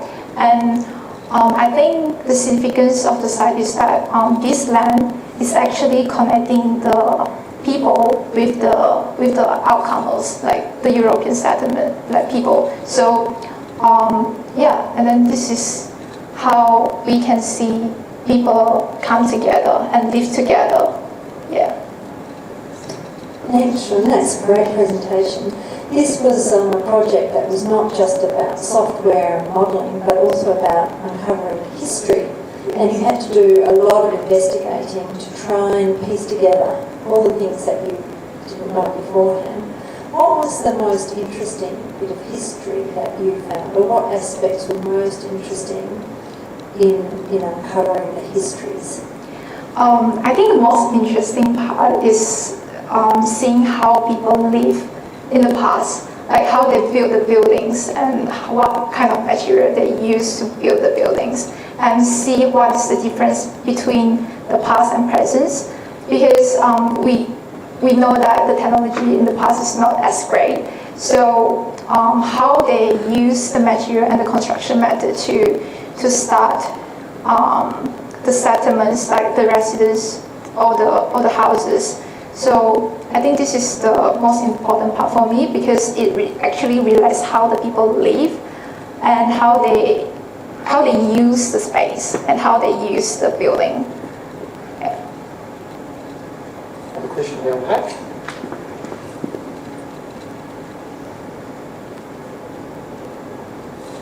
Building on that, is there enough information out there for you to render the interiors over time to see the changes in how they actually use the space and technology?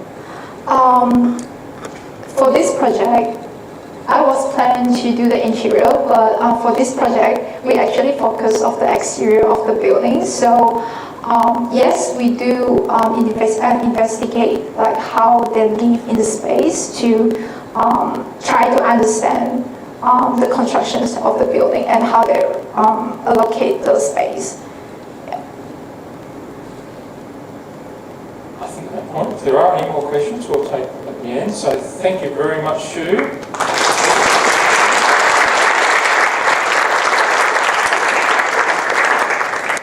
Lucky 100. And thanks to all of our presenters today. That's the end of the presentations. Now we will have the demonstration period. And Shu will be on the wedge display and the dome. She's also got the render of her visualisation on the dome.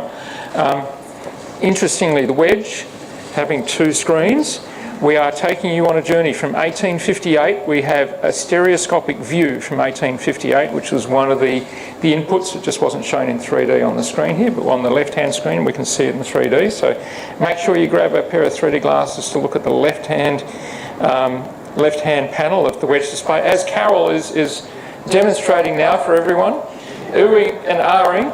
And on the right-hand side is the modern-day visualisation of that same building and structures from the same angle. That is an interactive visualisation, or is that the video? I can't quite recall. I think that might be the video. But actually on the LT TV there will be a video playing on there as well. And then over here is Catherine's visualisation of the Curtin Library usage database. And on the tile display will be Tom's 2 8K short films. So there'll be plenty of time for you to see all of the different projects. And at this time, I'd like to thank all of our interns across the day, not only for their presentations today, but also their hard work over the past 10 weeks. I know there's a lot of effort that's gone into many of these projects, so thank you so much for all of that sweat and blood and tears which has gone in. And also thank you to the supervisors who have suggested the projects and helped the students in their journey of completing these projects. We're hoping that all of these projects will move to another phase, and every project will move at their own speed. But this is a sort of a wonderful start for so many different projects. There's so much you can achieve within this short 10-week period, and as you've seen across the day, and you'll see in a few moments, it is really good to have all those different materials worked on by highly capable students over that short period of time. So thank you everyone for attending. The demonstration session is now starting, and look forward to seeing you again next year.